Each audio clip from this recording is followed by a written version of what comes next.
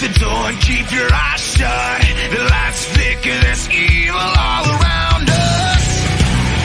No one's safe from the nightmare. Cold sweat, so scared. Someone get me out of here.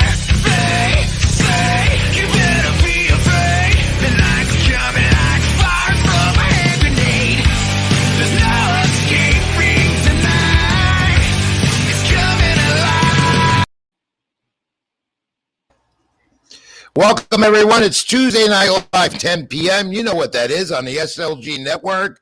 It's Sports with Rich. I'm Rich Mancuso, and right by my side, somewhere else, is the Wiz, Robert Rizzo. And Wiz, I'll get you in on in a moment. I want everyone to remember, please like, comment, and subscribe here on the SLG Network, Sports with Rich, as well as my YouTube channel. Like, comment, and subscribe at Rich Mancuso on YouTube. We're on all social media platforms tonight and every Tuesday Night Live at 10 p.m. Facebook, Twitter, Instagram, wherever. It's a social media platform bonanza on Tuesday nights, and we welcome you in once again.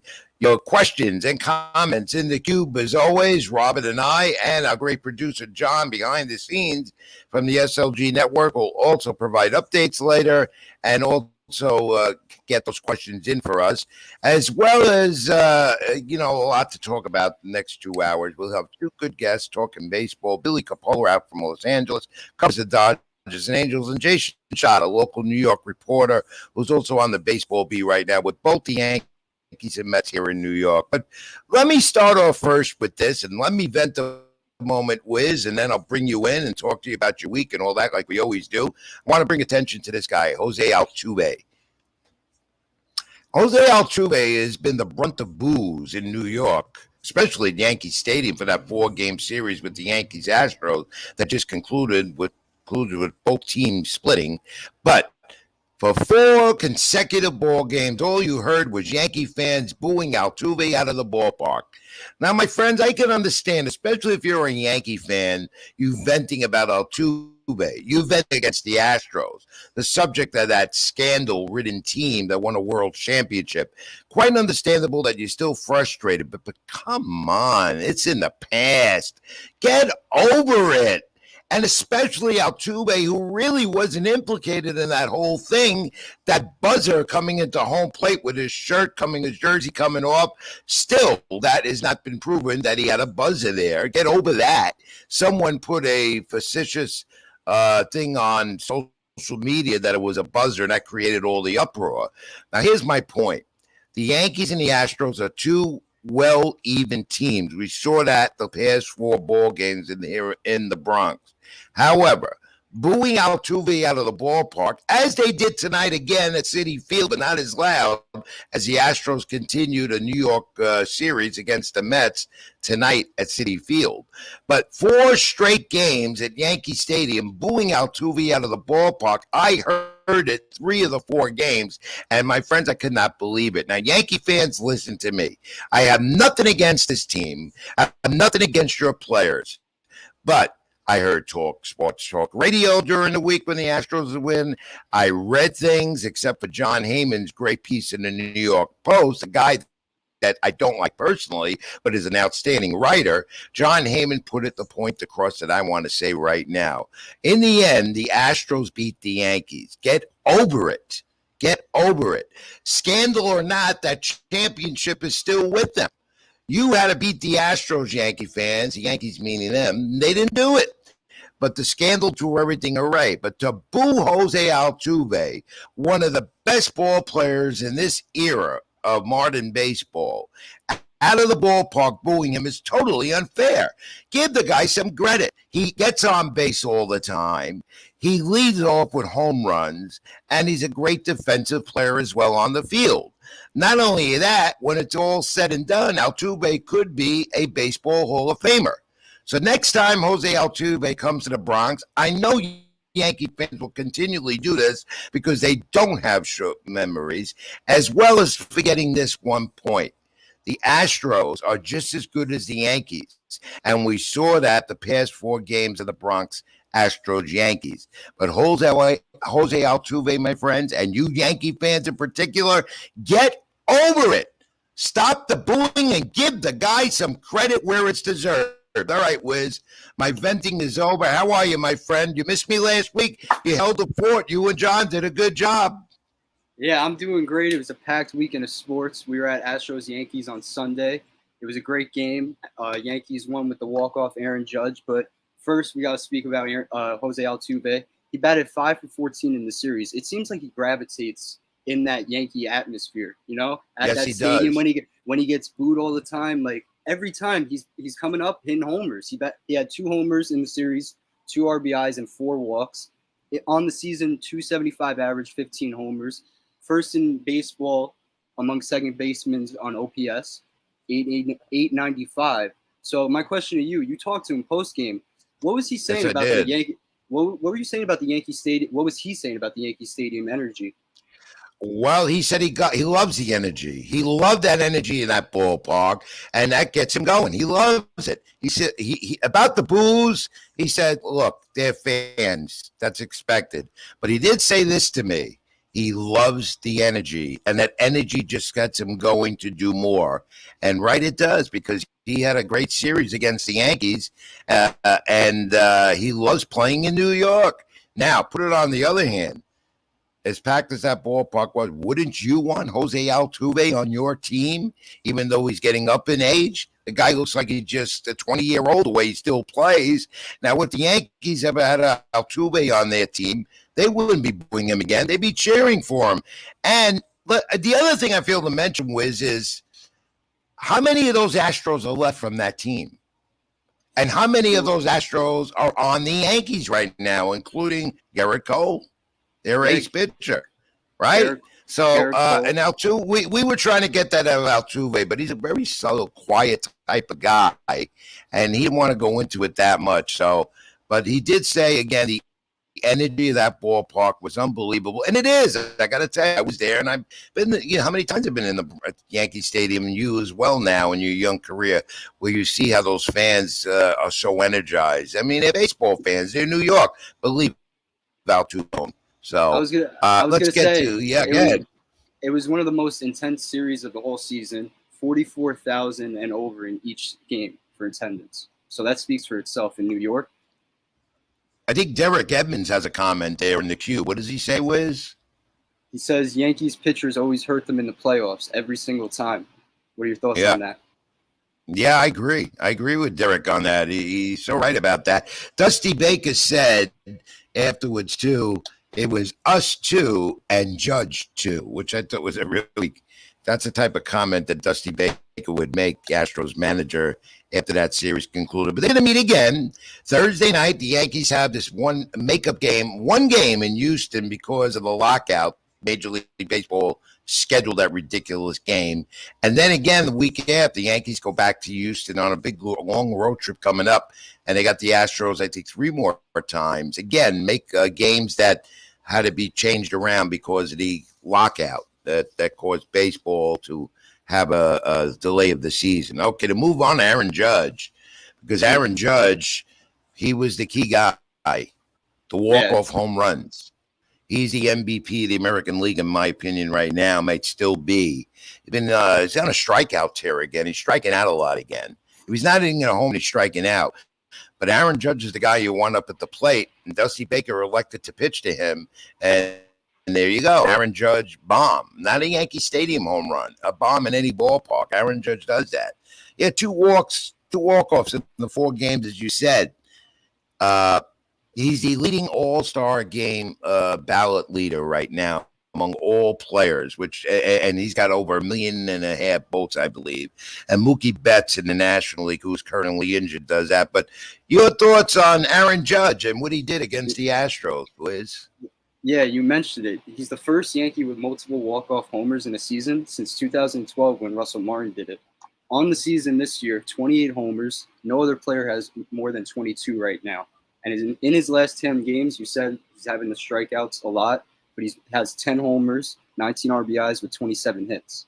So he's still applying pressure when it's needed, And he's dangerous. And again, he's striking out a lot again. He struck out, I think, 3 more times tonight.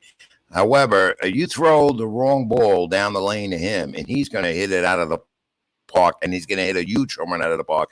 That game-winning home run on Sunday that we both saw in the 10th inning, the walk-off Sunday afternoon, that was a very short swing too. It just like tapped the ball, and there you go. The Yankees won another series, and they like I think 20-4 in series. That's why they have the best record in baseball, and I don't see them slowing down. People say the Yankees will slow down. I don't see it. Yeah, I don't see it either. How many wins you think? Projected rate 110 wins. I'm going to say at least 108 to 110. Right now at Yankee Stadium, they're 32-9 at Yankee Stadium. And they passed the test with a tough stretch of the schedule. People said this would test them. Well, they handled the Astros well, right? And in the division. I mean, they beating all teams they have to in their division that they didn't do last year. Slugging the ball, still leading baseball and slugging. 124 home runs as a team, by far the biggest in Major League Baseball. Aaron Judge and Stanton together hitting home runs as a unit. They're 24-1 when Judge and Stanton are in the same lineup and hit a home run together. That's incredible.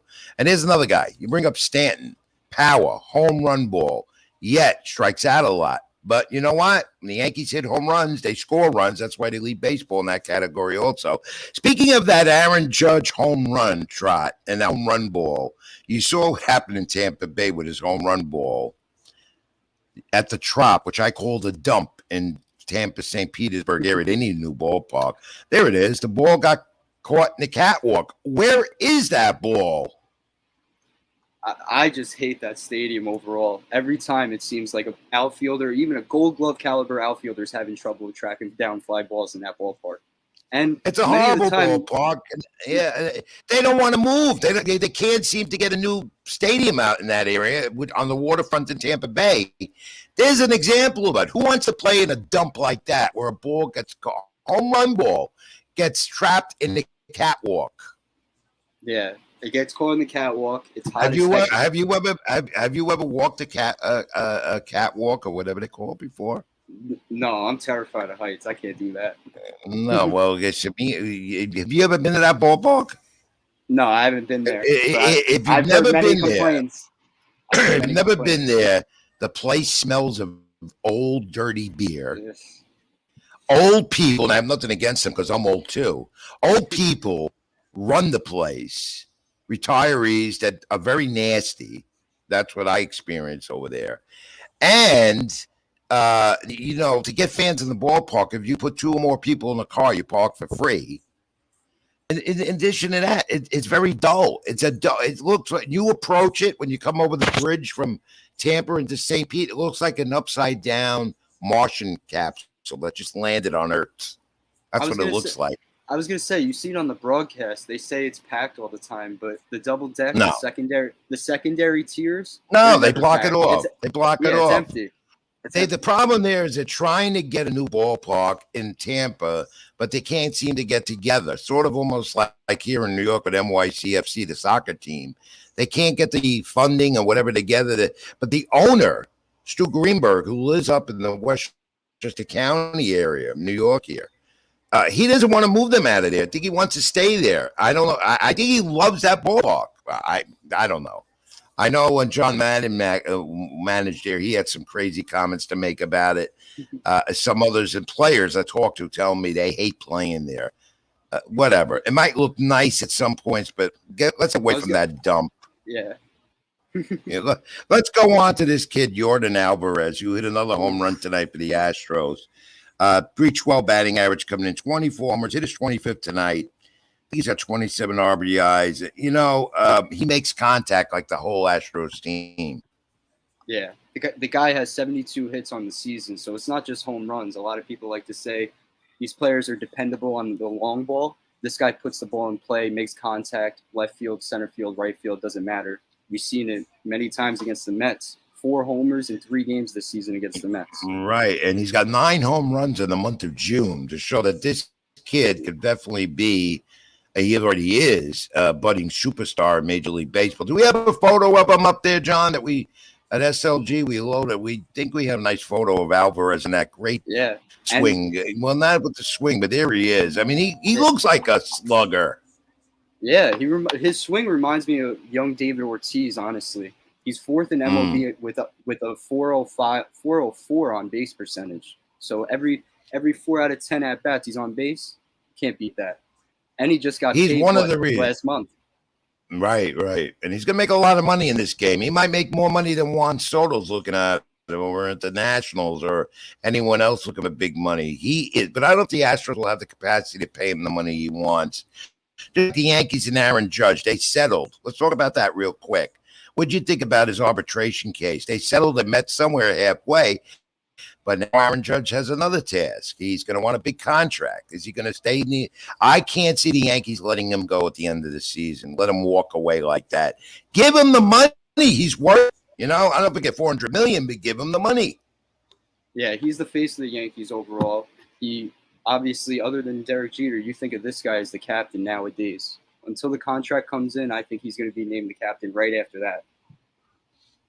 He's the franchise. He's more than Derek Jeter at this point, or just as good.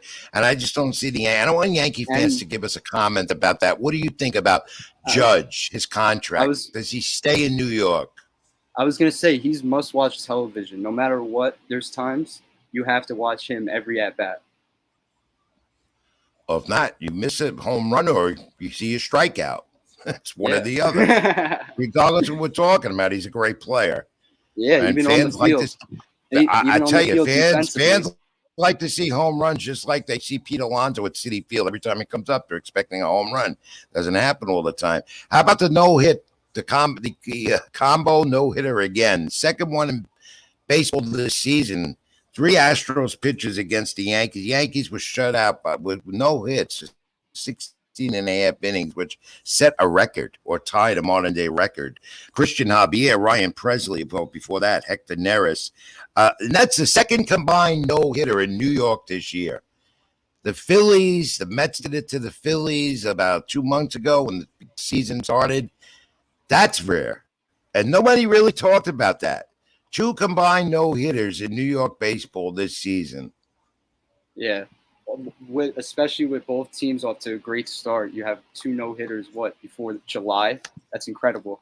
And for the Astros to do it against the Yankees in Yankee Stadium, that's just another statement over the regular season. It shows that Christian Javier, oh man, did you see Javier that game? Yeah, career high 30 strikeouts. He had 10 strikeouts after 6, and his career high entering the day was 9 strikeouts. So he just had a historic day overall, and it just speaks for itself overall with the Astros that it's not Verlander dominating them. It's Christian Javier. We were talking Framber Valdez. Right, another one. The Astros have stellar pitching. There's no doubt about it, and a lineup that makes contact all the time. That's why you definitely could see a preview, as I wrote on NewYorkSportsDay.com and LatinoSports.com, sites we both write for. Yankees Astros this past few days. That was the prelude of the ALCS. I can't see no other way. Those 2 teams are so evenly matched in many ways, and I think the Astros might have a little edge out of their bullpen, maybe. And the key there to me is Rafael Montero, the former Met. Yeah, Montero is the key with them. We saw it this past weekend. Every time the Yankees came up in a big spot, the Astros were struggling with their bullpen. That's 2 walk-offs for the Yankees. As a team, they batted 123 in the series, but they still split the series. You and I were talking about it. You can't shut down the Yankees that long like that. That was hard to see. And I knew it wasn't going to continue. It was just a matter of time before someone was going to do it, and it was Stamp with the home run that broke the schneid. I mean, that to me was not the Yankees. They got stuck with good pitching, which goes to show you, again, Yankees-Astros might come down to pitching as much, and also that the Astros have stellar pitching. They know how to throw the fastball, the slide of the curve. Yankees struggled against those starters on the Astros staff. They might do that in the postseason. It's a big difference, 4 out of 7 as opposed to a 4-game series. Yeah, for sure. And I was going to say, as much as Yankee fans love the catcher position with Jose Trevino and Higashioka, Astro fans, you have a key star in Maldonado. That guy can do it all behind the plate. Defensively, he calls the game like we saw on Saturday. Exactly. And on And Wiz, Sunday, we got to bring this up because we know when Judge came up Sunday, we saw that, and it happened so much. You know the Yankees were going to get another walk-off win, home run, base, whatever. They lead Major League Baseball wide margin there too. You win games like that, you're going to dominate like they have with the best record in baseball. yeah, they do it in so many ways. Sack flies, putting the ball in play, the long ball, as we said before. They even steal bags, and in the past seasons, Yankee fans haven't seen that. And their defense is so much improved. Run differential shows that they've got it all. A team, again, as we approach towards the halfway point of the baseball season, a few weeks away from the All Star break, I did not think the Yankees were going to be this good. But right now, I could see them easily winning 100 games, maybe more. They win every series, and they do it. They may not score a lot of runs, a lot of games, but the runs that they score in most scoring games, they do win the game because their bullpen, Michael King and Clay Holmes, those guys. Chapman's coming back from the injured list. He's pitching in Somerset, I think, tonight. He did 1 inning, 12 pitches, 7 for strikes, which is a good sign. Now, does Chapman come back, resume the closer role, or is it going to be Clay Holmes, who's done really well? They put Clark Schmidt back to AAA, who could be a starter or a great guy out of the bullpen also. My point was the Yankees are deep. They have depth, and they're deep all around. I was going to say this is great problems to have with any ball club. If you can pick and choose from 2 to 3 arms in the 9th inning, especially in June, July, down the wire in September, that's a huge plus with Chapman, Lou Yes, it is. as you said, Clay Holmes. Not a huge pluses, though, umpires. Let's take a look at this. Let's look at this graphic. John, put it up. Umpire Doug Eddings was caught red-handed. If you look at this board, there's the chart.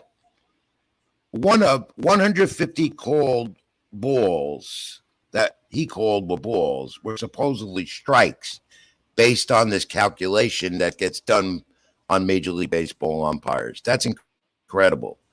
And that's accurate. I've seen these charts before. I've read about this many times. Keep telling you, Riz, read. You learn a lot. And in that graph, you see it. Doug Eddings should not be umpiring again based on that. Look at the accuracy. But most of all, what caught my eye is at the bottom there. 1 of 158 pitches he called balls that should have been strikes. That to a team makes a big, big difference. I forgot what game that was, but it happened during the week. It was White Sox Blue Jays. And ultimately, it was 7-6. The White Sox won. So just like that, one call can change a ball game, as we've seen every other night. Well, it's talking about the automatic call for the home plate umpire with a robot umpire.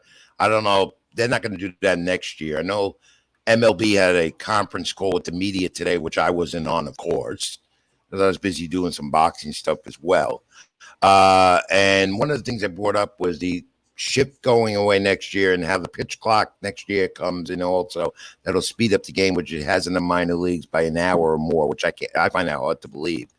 But the robot umpire is not under discussion. I still think the umpire has to have the call. But Doug Eddings, come on, you don't deserve to even be behind the plate in a postseason. And that could show it right there. So I don't know what he was looking at. I have all the respect in the world for Major League Baseball umpires. They got a tough job. We know that. I was going to say, and we're going to have one on next week. We're going to have a former umpire on the air. Dale Scott will join us next week.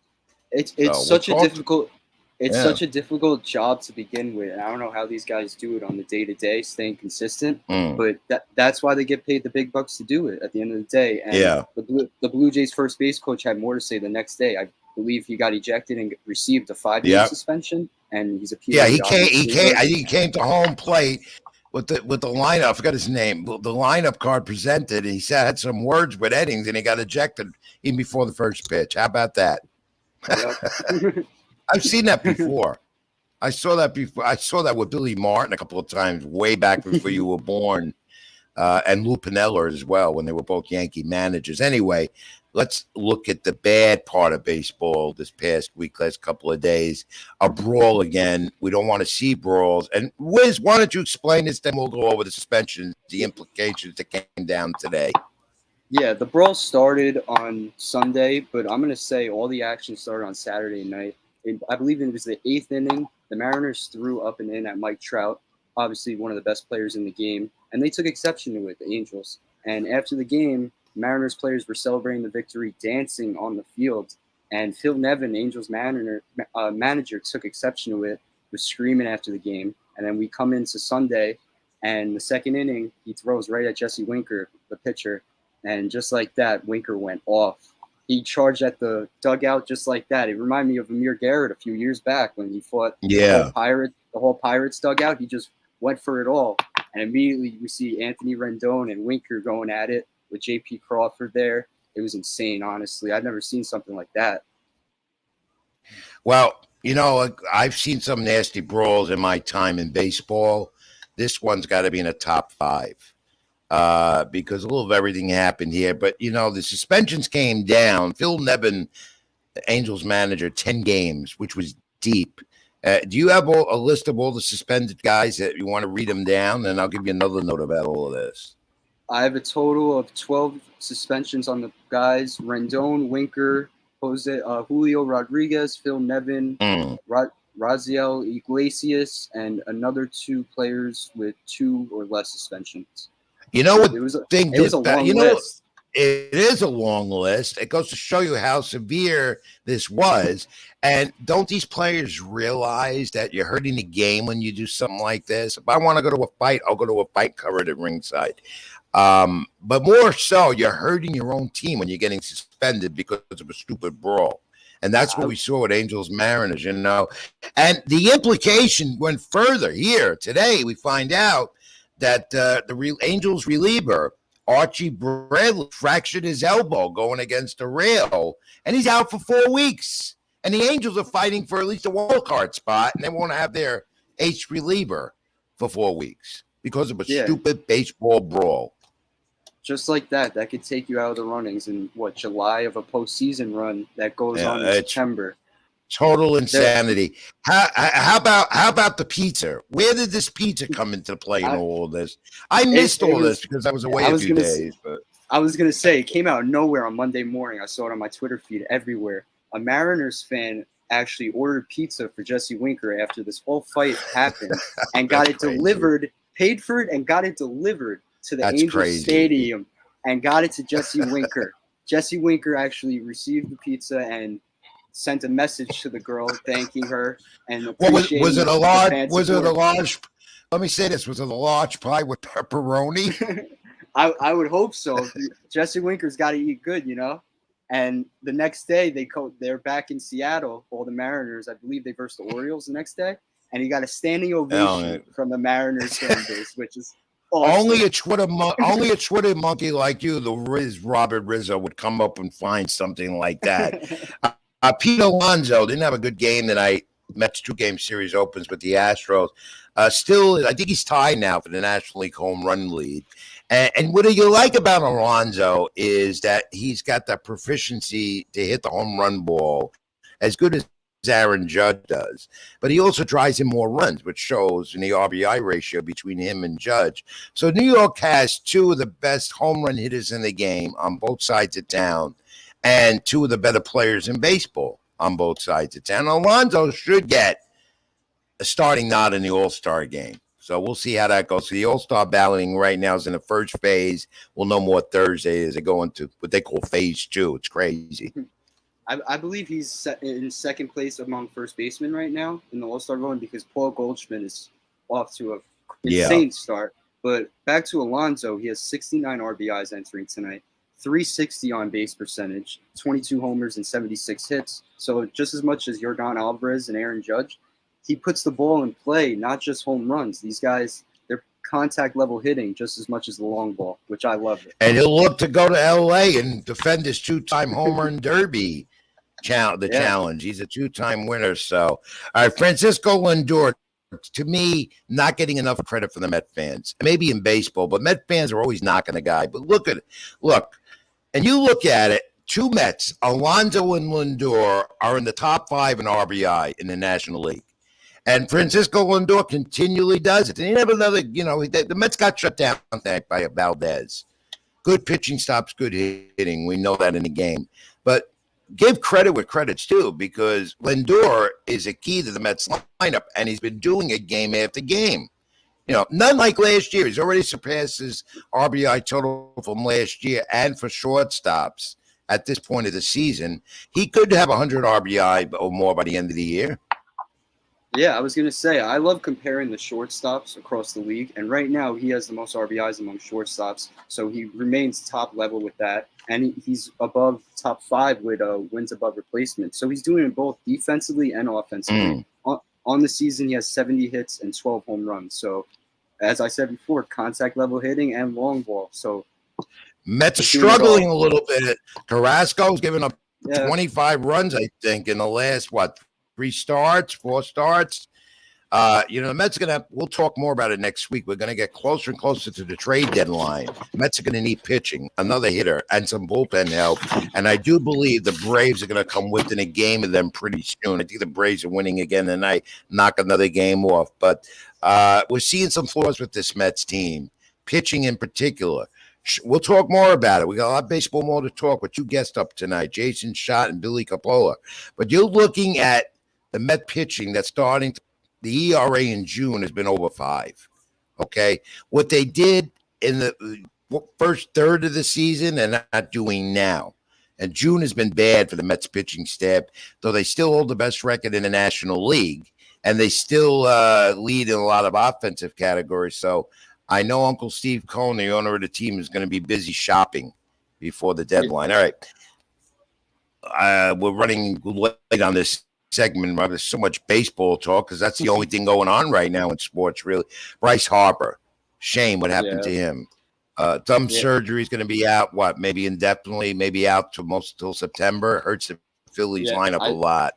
Article said this morning, 6 weeks at least. He got surgery on the thumb. He took a hit by pitch by Blake Snell, I believe, on Saturday night.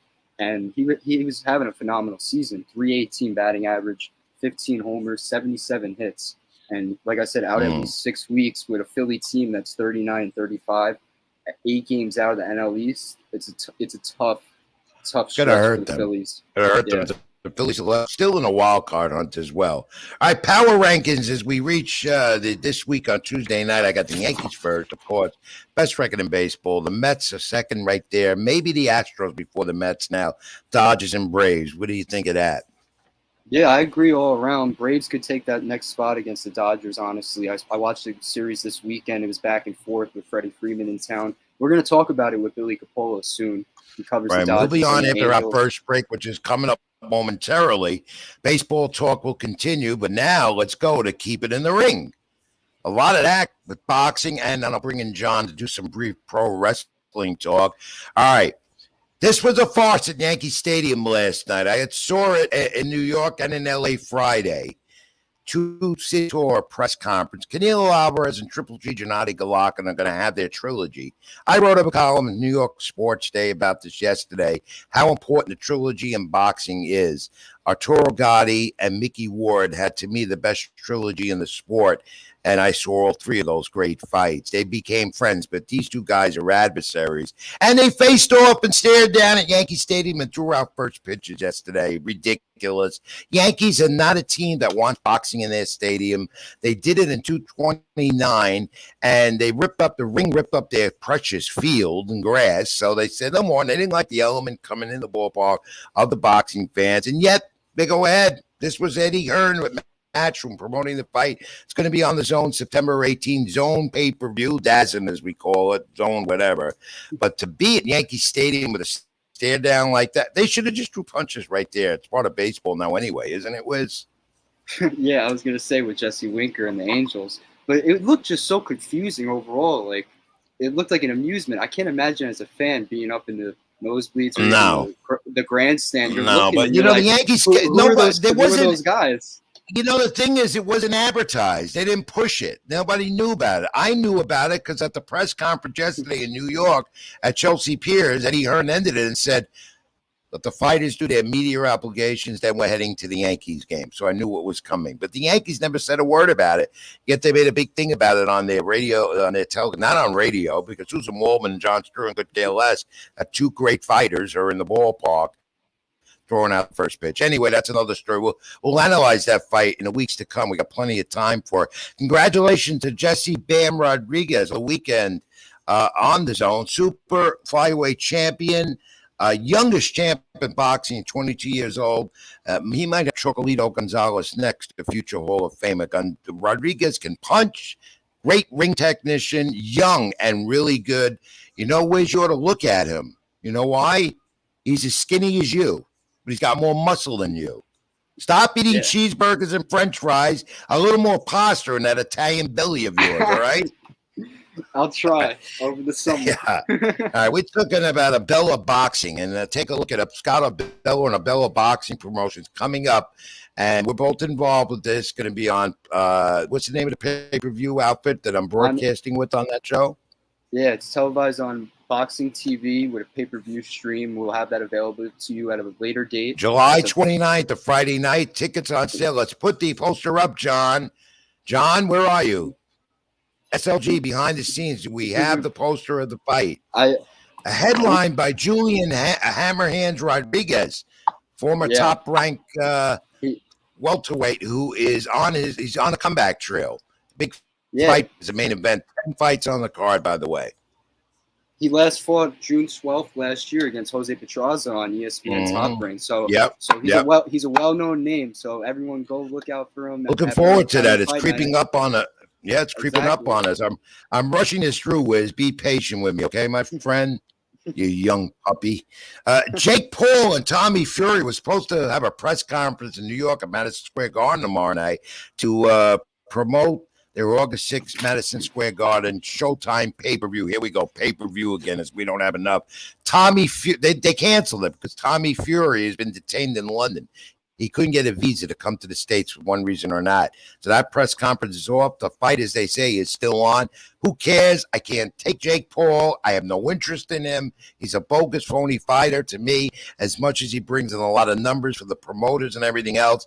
Amanda Serrano, I have an interest in, the female champ, former female lightweight champ, who's on that card as well. Shakur Stevenson, junior lightweight defense, September 23rd in his hometown of Newark, New Jersey. ESPN's got the fight against Robinson Canseco. You got to do Shakur against Gervonta Davis. That's a fight fans want. That could happen by the end of the year. But Stevenson's going to have a nice homecoming in Newark, New Jersey on ESPN. And these two fighters, Canseco and Shakur, were both on the same U.S. Olympic team. One won the gold, one won the bronze, I believe. A couple of years ago, and 8 years ago, those Olympic summer games. So look forward to that, because the boxing season is basically over, as I say, or the fight season. As far as the major fights, boxing still goes on every weekend, except you're not going to see major fights now again, probably till, you have Danny Garcia, who was on a conference today, he's moving up to 154 against Jose Benavidez. That's at Barclays Center at the end of July, the night after the Abella boxing show.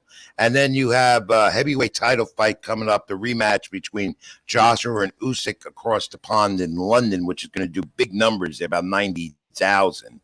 But the boxing season is basically over, except for fights fans that the promoters are putting together. And Andy Ruiz, am I boring you, Wiz? You look like you're bored. Hell no. Oh, okay. You learned boxing from me, that's for sure.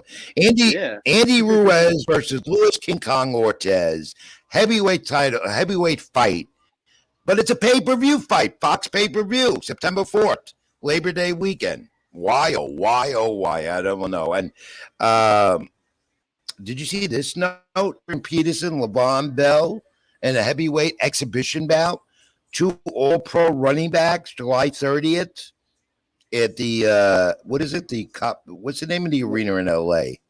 At the Crypto Arena. Everyone still calls it the Staples Center. You can't lose that name. That's a cryptic fight anyway. Who cares? Pay-per-view. That doesn't belong on pay-per-view. And if you're a boxing fan and you're going to buy that, you're crazy. $74. I was Who gonna say cares? it's all for the memes. For all my Twitter heads out there, they know what it is. Every time it was last 4 months Crazy. ago, Frank Gore fought Oh, with Nate Robinson, and just all like right. that, the whole week it was I have memes. no interest at all. That's not boxing. It's an exhibition. It's stupidity to me. It's ridiculous. All right, 25 years ago today, you know what happened? I was there. I covered it. The famous ear bite. Mike Tyson bit Evander Holyfield here in the third round. Tyson was disqualified. That opened up a door. You know, these two were the second fight they had together. Disqualified. That was 25 years ago today, believe it or not. The bite heard around the world. And since that time, we've seen other ear bites and other bites in professional sports. It's happened in the NBA. It's happened in the NHL. I think one of the NHL hockey players, one of his ears was torn off in a brawl. It just happened again. Edgar Berlanger at the Garden a few weeks ago, he bit the shoulder of Aquino, his opponent. And they say it's all done because of defense. Ridiculous. But that was 25 years ago today. Tyson and Holyfield have since made amends. They're at peace. That's well documented. And now they support each other, which is always good to see. All right. Let's move quickly to the pro wrestling. John, are you there? Come on in, John. Keep it in the ring time, pro wrestling. Hiya, John. Thanks for filling in for me last week. You did a good job, but you need to be a little more animatic, okay? You need to be a little more excited. Yeah, I know. But you did it regardless. You and Rob did a great job in my absence last week, and you'll be doing it again, too. The old man needs more time off. Hey, I didn't see much of Forbidden Door, okay? I didn't see much of it, but John Moxley, as I figured, would win the title again, the AW title. What do you think of that? That doesn't surprise me, being the fact that Punk's out right now with the injury. They weren't going to allow the title to go over to New Japan with Tanahashi. So the fact that you have Moxley win it, I don't see any problem with it. And it sets up Moxley and Punk down the road, probably at All Out. Yeah, Tony Khan did make reference to that in the media scrum, AEW media scrum. I saw that on YouTube. And yeah, Moxley, though, again, the bloodied mess and put on a good match. And were you surprised to see who used to be known as, well, now he's known, Cesaro, now using his real name, who was the replacement for Daniel Bryanson? Or, were you surprised at that? No, not really. I thought once they announced it, I thought he fits the mold perfectly for the Blackpool Combat Club. He fits that tough, gritty, we're not going to put up with anybody's bullcrap. And from what I also read, supposedly he was not even set to debut that night. He was actually going to debut at Ring of Honor show happening in a couple of weeks. But because of the injury with Bryan Danielson, he actually talked to Tony Khan and pushed it up for his debut. I think my problem with this is I don't know much about, and I should, as a wrestling buff, the IGWP. And a lot of those names, a lot of fans, mainstream fans here in the States don't know a lot of those guys. So this pay-per-view, which came too soon after their last one, Double or Nothing, to me, I didn't have the interest in it. I missed it altogether, but I watched bits and pieces of it later on. To me, I'm anxious to see what the numbers will like, the final pay-per-view numbers. And John Bain, by the way, our able producer, the SLG Network, also has a show called Beyond the Ropes, pro wrestling talk, MMA, and so forth. And when is it on, John? Tuesdays and Saturdays, 8 p.m. Right here on the SLG Okay, and Network. then the WWE. Good. We got to make sure we tune in because I come on once in a while. And shame I'm bad on me if I don't remember the name of the show. Forgive me. I'm an old man, WWE Money in the Bank. WWE Money in the Bank Sunday. Where's your thoughts? John Cena. You grew up with him. Yeah, John Cena is one of my favorite wrestlers of all time. I love every time he enters the ring, his theme song. Even when I was growing up, he was rapping at the time. And that's when I got into WWE. I missed that part of him. Oh, 20-year anniversary. I think they overdid it last night on Monday Night Raw, John, with the 20-year anniversary of John Cena. Let's face it. Next to The Rock and The Undertaker, made also the top three in this era for the WWE. Made a lot of money for them, and he was celebrated last night. Yet he's coming back. The rumor is, theory, and teach that young punk a lesson. Like I always teach the Wiz. He's not a young punk, though. Teach him a lesson. But, Wiz, you're not theory, that's for sure. John, any predictions quickly about Money in the Bank for Saturday night? Saturday paper, their special event on Peacock. I hope Becky Lynch does not win the Money in the Bank briefcase. I would be very happy if she doesn't win it. Give it to Liv Morgan. Give it to Asuka. Give it to somebody new. On the men's side, we talked about it tonight on the show a little bit, and I'm not sure yet because there's still one person who they have to figure out one more spot, which I think they're going to do on SmackDown Friday night. Honestly, I have a feeling they're going to give it to Seth. I think they're going to give it to Seth and give Seth a run with it and see what happens. And then Cody Rhodes and Seth maybe for WrestleMania. Roman Reigns in this picture. They're just waiting for The Rock for next WrestleMania. That's what everybody's waiting for. I'm pretty sure that's what we're going to do. All right, John, thank you with the Keep It in the Ring help. And as always, Beyond the Ropes. But we'll be talking to you in a minute. We're going to do a sports update in a moment. We're running really late on time. We got Billy Cappolla waiting in the cube. Let's talk NHL real quick, Rob. Wiz, what'd you make? Tampa Bay Lightning didn't three-peat. Did they? Yeah, Colorado Avalanche, Stanley Cup champions. Glad to hear it, honestly. They were partying all night. How about – this is the story. That's the story. The dent in the Stanley Cup because Nicholas Colorado decided to slide into the picture, team photo with the cup, and yet he dropped the cup right on the ice, and there you go. You got a dent. I would think that cup's going to get replaced after that dent.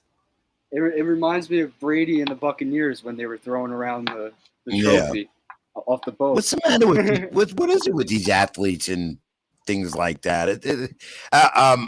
Colorado might be building a dynasty. We thought Tampa Bay was going to do it in the NHL, but it might be Colorado now. I was going to say their offense all postseason surprised me. Every game it seemed like they were scoring 3 or more goals, and in the playoffs, that's what you need. Because most teams, you win that 1-0 game, and it's an energy relief. The next game they sort of lose, but Avalanche, they were carrying all postseason. Still, it was a good Stanley Cup series. Congratulations to the NHL. And let's get going here. We got to move up the segment a bit and get to the fact of the week. You didn't do it last week, so I'm going to get even with you. All right?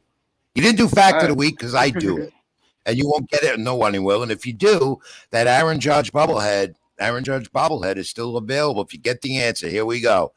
It pertains to three peats in sports, as we're just talking about, because Tampa Bay didn't do it, the Lightning. All right. The NBA has had 10 repeats in their history, and Major League Baseball's had 7. I think, the Yankees awards. Well, wouldn't be the Yankees and MLB. Now in the National Hockey League, as we're talking three-peat, they didn't do it, Tampa Bay. How many three-peats have been a part of the NHL winning the Stanley Cup? How many of them? Can you get it? Don't look it up. No cheating from me. I'm gonna wait for my answer. No, you don't look it up. All right. I want everyone to see if you can get it. Get us the answer in the cube. Get us in the cube, question or comment. I'll give you the answer to the fact of the week. But if you get it, you got the Aaron Judge bobblehead coming your way.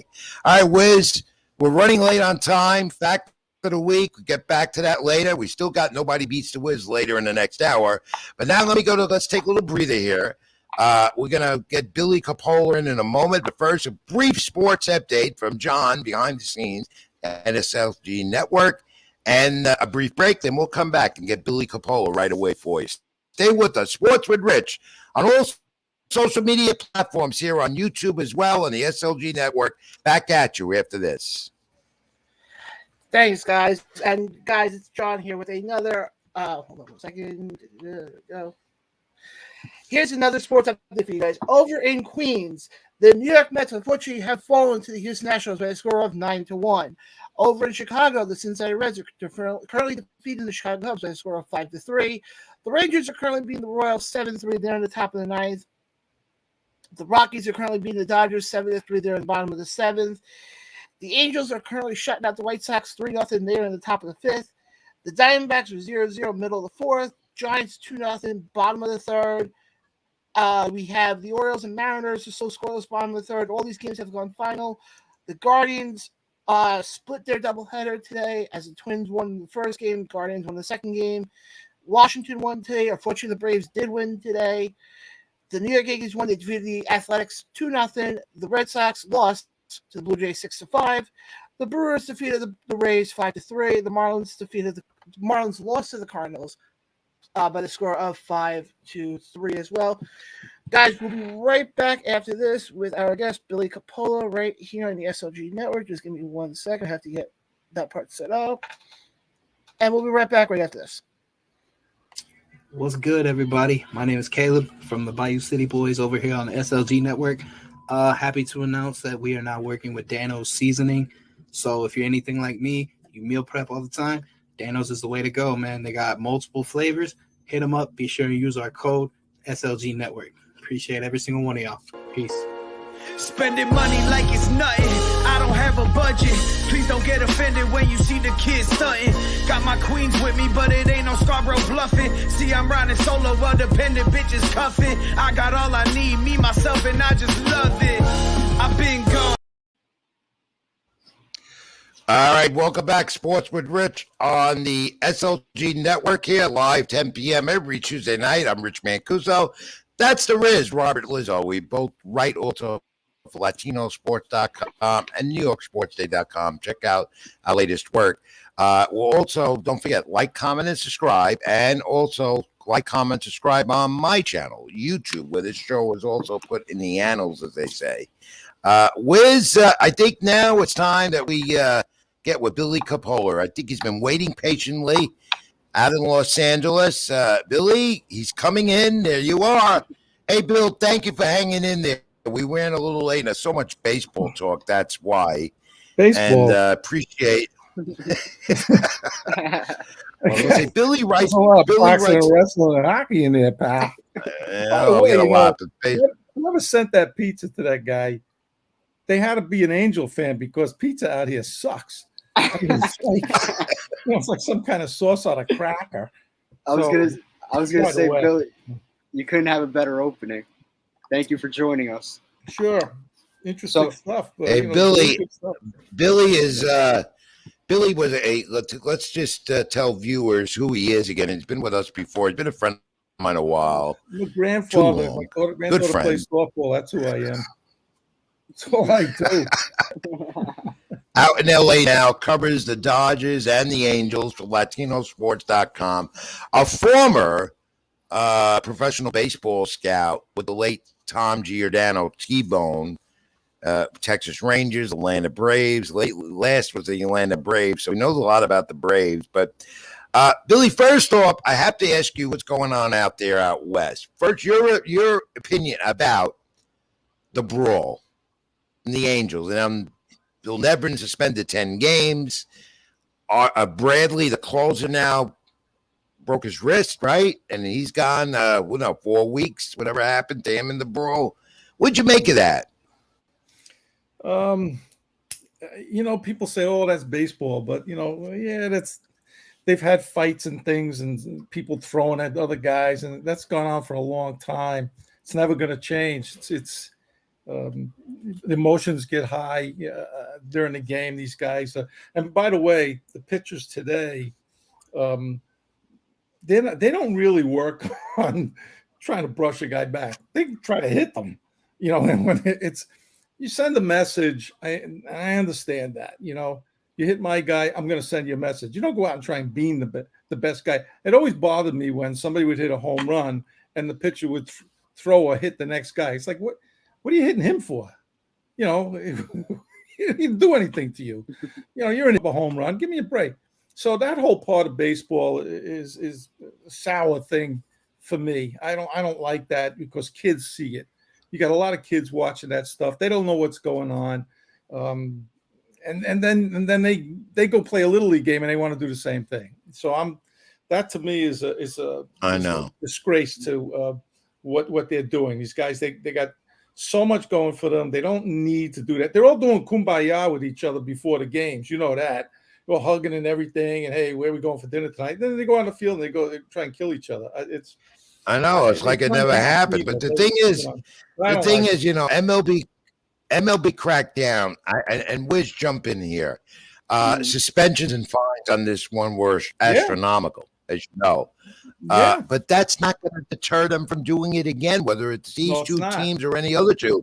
I mean, how many times the Mets have been hit this year? It's a part of the game. Doesn't mean you're throwing It is. You know, intentionally at you can go someone. back years, like with Drysdale and Gibson and guys like that. Matter of fact, I just saw something when Nolan Ryan said when he talked to Drysdale, he said, "What's your best pitch?" And he says, "Oh, it's my curveball." He said, "No, it's not. It's right here. That's your best pitch, right under the guy's chin." And so they've been doing that forever, you know. But the batters knew to duck. Today they got a body armor on. They crowd the plate. And comes out. I don't understand how a guy stands there unless the ball hit him in the head. I mean, if you could see the ball coming 98 miles an hour and you hit it, then you should be able to see that ball coming at 98 miles an hour or 70 or 88 miles an hour and get out of the way. You know, it's not that difficult. You got to practice that. You know, they don't even turn. They turn. You see, sometimes they turn into the thing. You know, get right smack in the front of the helmet. What's going on? So that all comes with player development and teaching these guys and everything else. That's a whole other story. And we've seen it in the last few years, the last 5-10 years, with guys pimping their home runs after the celebrations. Other teams retaliate right back at them. But that leads me to my next question. As you said, with kids watching, all viewership up, the attendance, this leads me to my next question with the White Sox, because I bet you saw it over the weekend. Tony La Russa, he commented about a lot of these players not running to first on routine plays. And that's just negative all around on the sport, I think. Yeah. And for the star players like Tim Anderson, Jose Abreu, Eloy Jimenez, we can go down the list on the White Sox. For them to be doing that, I don't think it's a good look. What are your thoughts? Yeah. What are they doing? Wait a minute. Say that again. I wasn't paying attention. A report said manager Tony La Russa and said that several White Sox veterans are playing under trainer instructions that if they make a routine they slow down running to first. Yeah. And what are your thoughts on that? It's stupid. You're teaching them the wrong thing. If you go to one of the worst things you could do if you want to get if you're being looked at by a scout, you see scouts in the stands. The worst thing is to not run it out because they got a stopwatch. And I can't tell you how many times T-Bone would say he would start cursing because they on a major league level even they don't get a time on you. They got to come back and watch and wait for you to hit a one where it's going to be a close play to get that time. No, they need to get an average. So that right there, teaching kids that, letting them see that, bat flips and all of that stuff, that's not getting you to the big leagues, pal. It's not. So, telling them not to do that, they're not going to get injured. They're going to these guys get injured in the dugout, high-fiving or elbowing somebody, each other.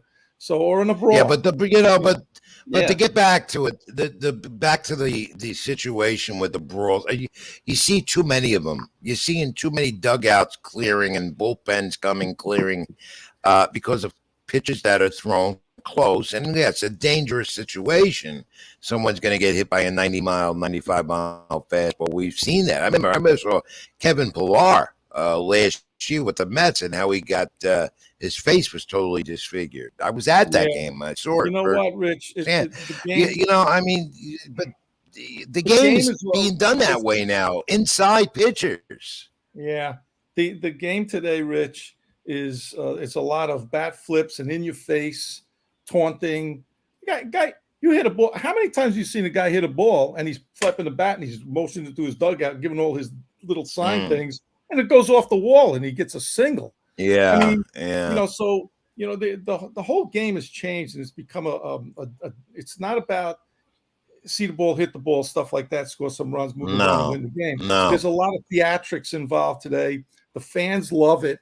So they do it even more. Major League Baseball absolutely encourages it. It's like, remember when Gastineau was, you couldn't do a dance when Gastineau was sacking guys, and all of a sudden the NFL saw that people liked it. Guess what? That was no more. There was no more penalty for doing a dance. Exactly. So, it's all about making money and pleasing the fans when it comes to that. You got it. That's Billy Cappolla, our guest now at Sports with Rich, me and Robert Wizzo, the Wiz. Give us a comment to ask Billy or us on In the Cube, question or comment. We'll get back to you on it. Billy writes for latinosports.com because great insights in the game. He's out west there. Former pro baseball scout with numerous teams and now a baseball columnist. sports columnist too. He could write just more than baseball, and he's good at it too. In the limited time he's been doing it, covers the Dodgers and Angels. Now let's get back. We'll go to the Dodgers briefly, but let's talk Dodgers first. You're on that beat. You see them a lot out there in L.A. Mookie Betts is hurt. Their pitching seems to be surviving injuries all the time. Kershaw is back. But what are your feelings about the Dodgers there as we're going to go into the second half of the season? Oh, boy. They've got 13 guys on the DL, and they're big-time guys. Betts, Hudson, Bueller, Pilar, you mentioned him. He's out there. They're getting close to the point where their depth is going to be right on the edge, because they have a lot of depth. They got a lot of guys that they constantly bring up and they win. But they're also winning without those guys. They're still winning, and they're still in first place. They're also winning without some of those guys like Justin Taylor, Burner, and Bellinger not really producing. So when those guys start to produce a little bit more, then they'll probably take care of business. The only problem is at San Diego. San Diego, they got a great pitching staff, and they're hanging tight. And they're going to get Tatis back probably, maybe the end of July. But soon. It came out too. He's healing good, and they expect him back by the end of July. And Machado's injury is not as bad as they thought. Machado should be back in the lineup within the next week or two, they say. Yes, exactly. He'll be back at full strength, Yeah. No. So they're and then you look at the Giants. The Giants are just lingering back there. Don't forget about them. So I was going to say, and they might. I was going to say their pitching, although they've been going through injuries. Last year we had Julio Urias. He had 20 wins, 21 wins. Yes, 20 wins last year, and didn't win a Cy Young award. What's that all about? I was going to say he definitely should have been the first place winner, or he's not having a Cy. He was a runner-up. He's struggling. He's not going to have a Cy Young this year. And I feel this year, we're going to see Justin Verlander tomorrow, Wiz. Yeah, and that's a Cy Young candidate this year. Verlander, 37 years old. That was my next question. That was my next question. What do you like? Tony, get Tony, ahead. He's tough. What about him? Tony Gonsolin, 1.58 ERA, 69 Ks, 74 innings pitched with a 9-0 record. But Urias, Rich, he's been really, really a stopper for them all of a sudden the last 3 games. So he's starting to catch on fire a little bit. So I wouldn't count him out. He's still for real. He throws 3 pitches. I don't think he throws over 92 miles an hour. And they can't hit him. The problem today is the bullpen. No pitcher is going to pitch 9 innings, 8, 7 even. Maybe big stars, are going to hit 7. But they're both. Dave Roberts. Who you getting out of the bullpen? All right.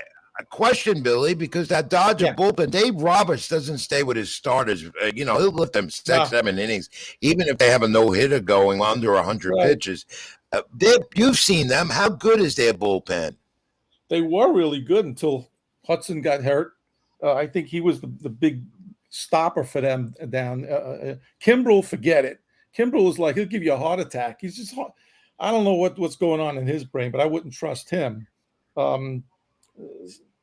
They're feeling the guy loss. Ferguson is out with an injury, but they still got some young guys up there that coming through for them, and that's how he works his bullpen. They'll throw to 1 inning tops. That's it, and which is the way all these guys have been doing it, and somehow he has a feel for bringing in the right guy at the right time. So. I don't like.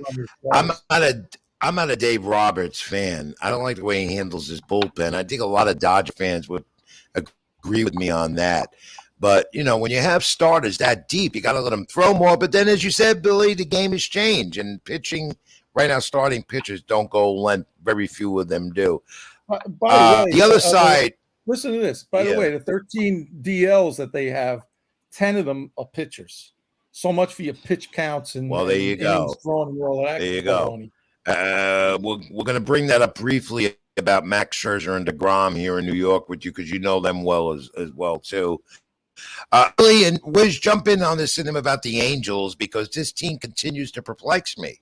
You see them a lot too out there in the LA area. If Trout's not doing it, if Ohtani's not doing it, if that kid Ward's not doing it, they're not doing nothing in that lineup. Velasquez, to me, at the bottom of their order, he's been hitting a little better. He'll get on base, but never. And a 175 average is just not going to do it at the bottom of the order. A great defensive infield, a shortstop, could make the All Star team. To me, their problem is pitching, just like a lot of other teams. Do you think the Angels in a wild card, looking on the outside right now, I mean, they're going to vie for it with 2 wild cards now because everything changed in the postseason. Will the Angels go out and buy? Going to have to. I don't know what they're going to find. I mean, right now, by the way, Syndergaard, what a different pitcher he is. Now that he's not throwing 100 miles an hour. Well, that too. He pitched last night. But the Angels, there's no way the Angels are going to catch Houston. And, I mean, there's 6 games. They're number 6 in the wild card. They have a tough time even getting there. To me, I think it's chemistry. The Astros are just – yeah. I think there's something screwy with their chemistry as a team, as teammates. I don't know what's going on there. Maybe that's why Joe Madden got axed. You know, I mean, they had that long losing streak, but maybe that's what it is. You mentioned chemistry, and maybe that's why Madden does no longer there. You know, and he was always the magician. You know Madden, chemistry, you know, and you know Madden better than anyone. Spending a lot of time down there in Tampa Bay with him. Yeah, he's going to manage. Rich, we can't get it done in that clubhouse. That's a tough one. With a lineup with Shohei Ohtani and Mike Trout, there's no team that should be going through a 15-game losing streak. And you're absolutely right. I mean, the players have to perform, and that's when you saw Madden get canned. And at the end of the day, it comes down to the players. But Rich is right. You're absolutely right with pitching. That's the key for them if they want to jump into a wild card spot. They've got Perry Manesi and the GM there. He's got to go out and find 1-2 starters, and they're out there. But who are you going to give up? You know, their minor league system isn't as deep as the Dodgers or even the Mets. You know, they're not. Speaking about the Mets, Bill, they're going to need a starter, maybe 2. Carrasco hasn't looked the same in June at all. 3 starts before he did. The last 3 have been horrible, even tonight. Wiz, how many runs did he give up again tonight? 5? Yeah, 5 runs. And the home run ball. And we're going to talk to Jason Schott about that because he was at the game a while. Max Scherzer's coming back has been delayed again, which makes me wonder that hamstring is worse than what it was. And Jacob DeGrom, everyone thinks the Mets savior, again, is going to be DeGrom. Scherzer coming back. True. Scherzer, DeGrom, 1-2 for the Mets in the postseason, which they will, division winner or not. However, to me, Jacob DeGrom is never going to be the same again. I just don't see it. Scherzer's age might catch up to him. Why a hamstring pull like that? And that's what I thought when they signed him, the Mets. So, do you think Jacob DeGrom is going to come back like Jacob DeGrom, or is he going to have another injury again? He's tough. He knows how to pitch. There's no way he's going to be throwing 99, 100 miles an hour. And that was the big difference when he was a really good major leaguer to a Cy Young guy. He all of a sudden, I saw him in spring training, and it was like, what the heck is that? You know, and that's when it started for him. He's not going to be able to duplicate that. Scherzer, like you said, his age, but he's tough.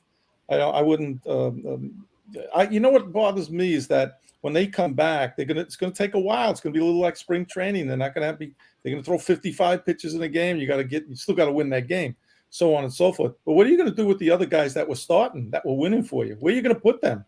No, except for they know how to win games. There's a look. Tyler McGill is on the injured list. Yeah, McGill's on the injured list. 60 days. David Peterson doing well. Trevor Williams in the bull. One of them goes to the pen. Regardless, guys, whatever you say, the Mets are going to have to go out and get some pitching help. Bullpen arm, they're going to need another one, and they're going to need. I think they're going to need to go get 2 starters, not 1, and another bat. Or they're not going to go as far as people think in October. Let's look at the Atlanta. Billy, we got to move on. Wiz, we want to talk about the Atlanta Braves that you spoke so well. Organization, inside out. Get Wiz. About the Atlanta Braves. Just 10 days ago, it was a 8-game deficit, 9-game deficit, and now it's 5 games, 4 games every other night. And these teams, I think it's 4 after tonight. Mets Braves have 15 games to be played between the two until October. So what do you think about this matchup and NL East faring out with a team that you know so well in the Atlanta Braves? I'll tell you what, when you win, they win 14, 15 in a row, and they were still 4 games back. Mm-hmm. And the Mets weren't up by 14 games, So, the Mets are still giving them a run for their money, but the big difference in that's because the Mets don't lose more than 2 games. Because the Mets don't lose more than 2 games in a row. That's why they go on a long losing streak. This division lead evaporates to 1 game or even tied by next week. And I think the Mets are getting to that point. The Braves still have a lot of depth. They've got this kid Harris now in center field. Like, where the heck they find him? But they're pitching. They still got the same young pitchers. They're good. But the big thing that's gonna kill them is not having Freddie Freeman. That's a big, big thing. They're not getting and it's okay. But Freddie Freeman on that team, that's a big, big loss. Not just that his bat and his glove. So they're gonna that's gonna be the difference. Yeah, and we saw this past weekend. We saw this past weekend with Freddie Freeman returning to Atlanta. It was a whole emotional. How emotional was that, Billy? How emotional was that? Yeah, he doesn't have an agent. Today he said no more agent. He got rid of his agent, but the agency he was with, and he made it known he doesn't want any agent contact him. He's going to be representing himself. Yeah, but you know why? I was here. I was at the when the Braves came to town here. And it was very emotional for him there also. But what did he do? As emotional as that was, he hit a home run the second time at bat. I mean, the guy he's for real. He's tough. That's a real major league, a big league player right there. And he brings a lot to a team. And like I said, that's going to be the difference if the Braves can't catch the Mets. That's going to be the reason why. Yeah, you're now, Billy. Exactly right. Freeman's batting 304. Jansen is on ribbies. And the Braves are going through some injuries too. We know Acuna is back, but Jansen out of there, and Jansen out of their bullpen too, and he's a big part of their bullpen. But they continue to win. One of my favorite Atlanta Braves is now a New York Met. He got one at bat tonight. They brought him up in AAA. You know who I'm thinking about. He used to be a Met killer. Loved him in the outfield all the time. Great outfielder and always hit the Mets pitching real well. My guy, Inciarte, is a New York Met. How about that? I know. I saw that the other day. You know what? He's a player. And you know what? When they make but he should have been. Yeah, but Billy, Inciarte is not a kid no more. He should have been on the Mets a few years ago. We talked about it in the press box many times, right? But no, look, he could add some depth for them. He'll help them out, I think. Defensively, he's got a great glove out there. What he's going to do at the plate's another story. But he played a little tonight. He'll probably get to start tomorrow afternoon, New York. Astros Mets game too.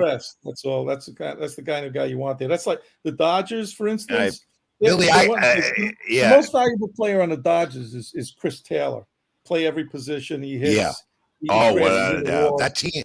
Everybody says that team is loaded. Hey, look. Yeah. Dodgers, I think, are going to be in the NLCS. And I see that with the Mets. I could see that. We'll know more after the halfway point as we get closer. Billy, I gotta go. This is great. I wish I could have more time with you, but I gotta move on. What are you talking about? It's only 7 p.m. out there for you right now. Yeah, I know. Or 8 it's, o'clock. Well, I forgot. Is it I don't past know your what it bedtime? is. Yeah, 8 something. Watch some baseball. You're good at it.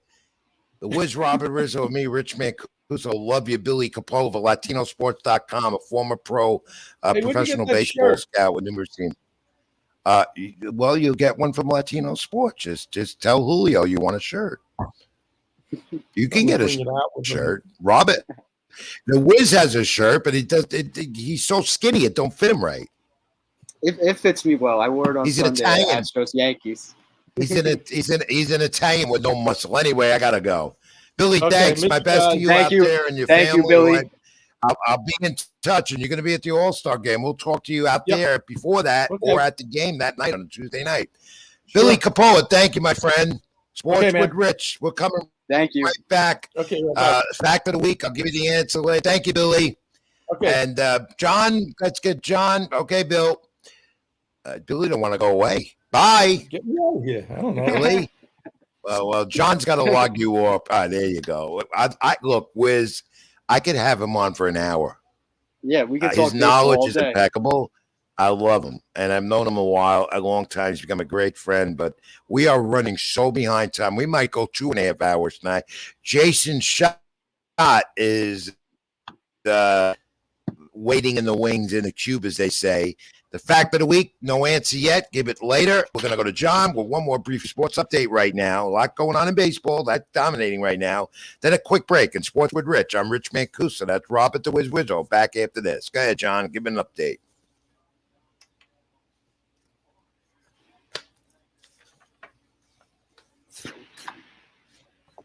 There's a lot going on right now in the world of baseball right now. Unfortunately, the New York Mets did lose tonight 9-1 to the Astros. The Reds are currently defeating the Chicago Cubs by a score of 5-3. They're in the top of the ninth. The Rockies are defeating the Dodgers by a score of 7-3. They're in the bottom of the eighth. The White Sox are defeating the Angels right now 5-3. They're in the bottom of the fifth. Padres are up 600 over the Diamondbacks. Giants are up 2-0 over the Tigers. Orioles and Mariners right now are 0-0. They're in the bottom of the fourth inning right now. All these went final. The Guardians won today. Guardians split their doubleheader with the Twins. The Nationals won today. The Braves won today. And as we saw before, the Braves are now 4 games back of the New York Mets. The Yankees won today 2-1. And the Blue Jays won 6-5. The Brewers won 5-3. The Cardinals won 5-3. And the Rangers defeated the Royals 8-3. Guys, we will gonna send it over to a quick commercial. And then, guys, we'll be back with Jason Schott talking some New York baseball right here on Sports with Rich. We'll be right back after this. Spending money like it's nothing. I don't have a budget. Please don't get offended when you see the kids stunting. Got my queens with me, but it ain't no Scarborough bluffing. See, I'm riding solo while dependent bitches cuffing. I got all I need, me, myself, and I just love it. I've been gone. Rich is stacking to the ceiling. I'm dick long. Can never change the side I've been on. In 100 years, I'ma still be with my day ones. When it's said and done, fuck where I'm going, it's all about where I came from. You don't know. Back with Sports with Rich. I'm Rich Mancuso. We reached the 11:15 time here in the New York area. And I want to thank you all for tuning in. Leave us questions in the cube or comments. We're getting a few of them. We call the gamer again. And that's our buddy, right? Isn't that buddy from City Field? What did he say now, Wiz? What does he say there? He asked me for the fact of the week question. He just came in. What did he say? He asked for the fact of the week. He didn't hear it before. Oh, well, he's going to, here it is again. Thank you. All right. 3 peats in sports. The NBA has had 10 of them, 3 championships in a row. Major League Baseball, 7. The NHL, because Tampa Bay didn't do it. Tampa Bay Lightning failed, all right, to get the 3-peat. In the NHL, how many 3-peats in the NHL? That's the fact of the week. I want to know it. If you got it, let us know in the cube. Without further ado, reach us here, of course. Like, comment, and subscribe, SLG Network. And also, is that my buzz on my emails coming in? Or is that you? No, that's you. I thought I disconnected that crap. I can't stand that. It's so annoying. Goes on day and night. Oh, it's technology. That's all that tech for you. Oh, I can't. Yeah, well, you know that, you you. So like, comment, and subscribe. SLG Network. Also, Sports with Rich or Rich Mancuso on YouTube. Rob, Wiz, where do they reach you on social media? We'll say it now and again later, real quick. Yeah, follow me on Twitter, RobertRiz994, Instagram, RRizzo4, and Facebook, Robert Rizzo. All my articles are on Latino Sports and New York Sports Day.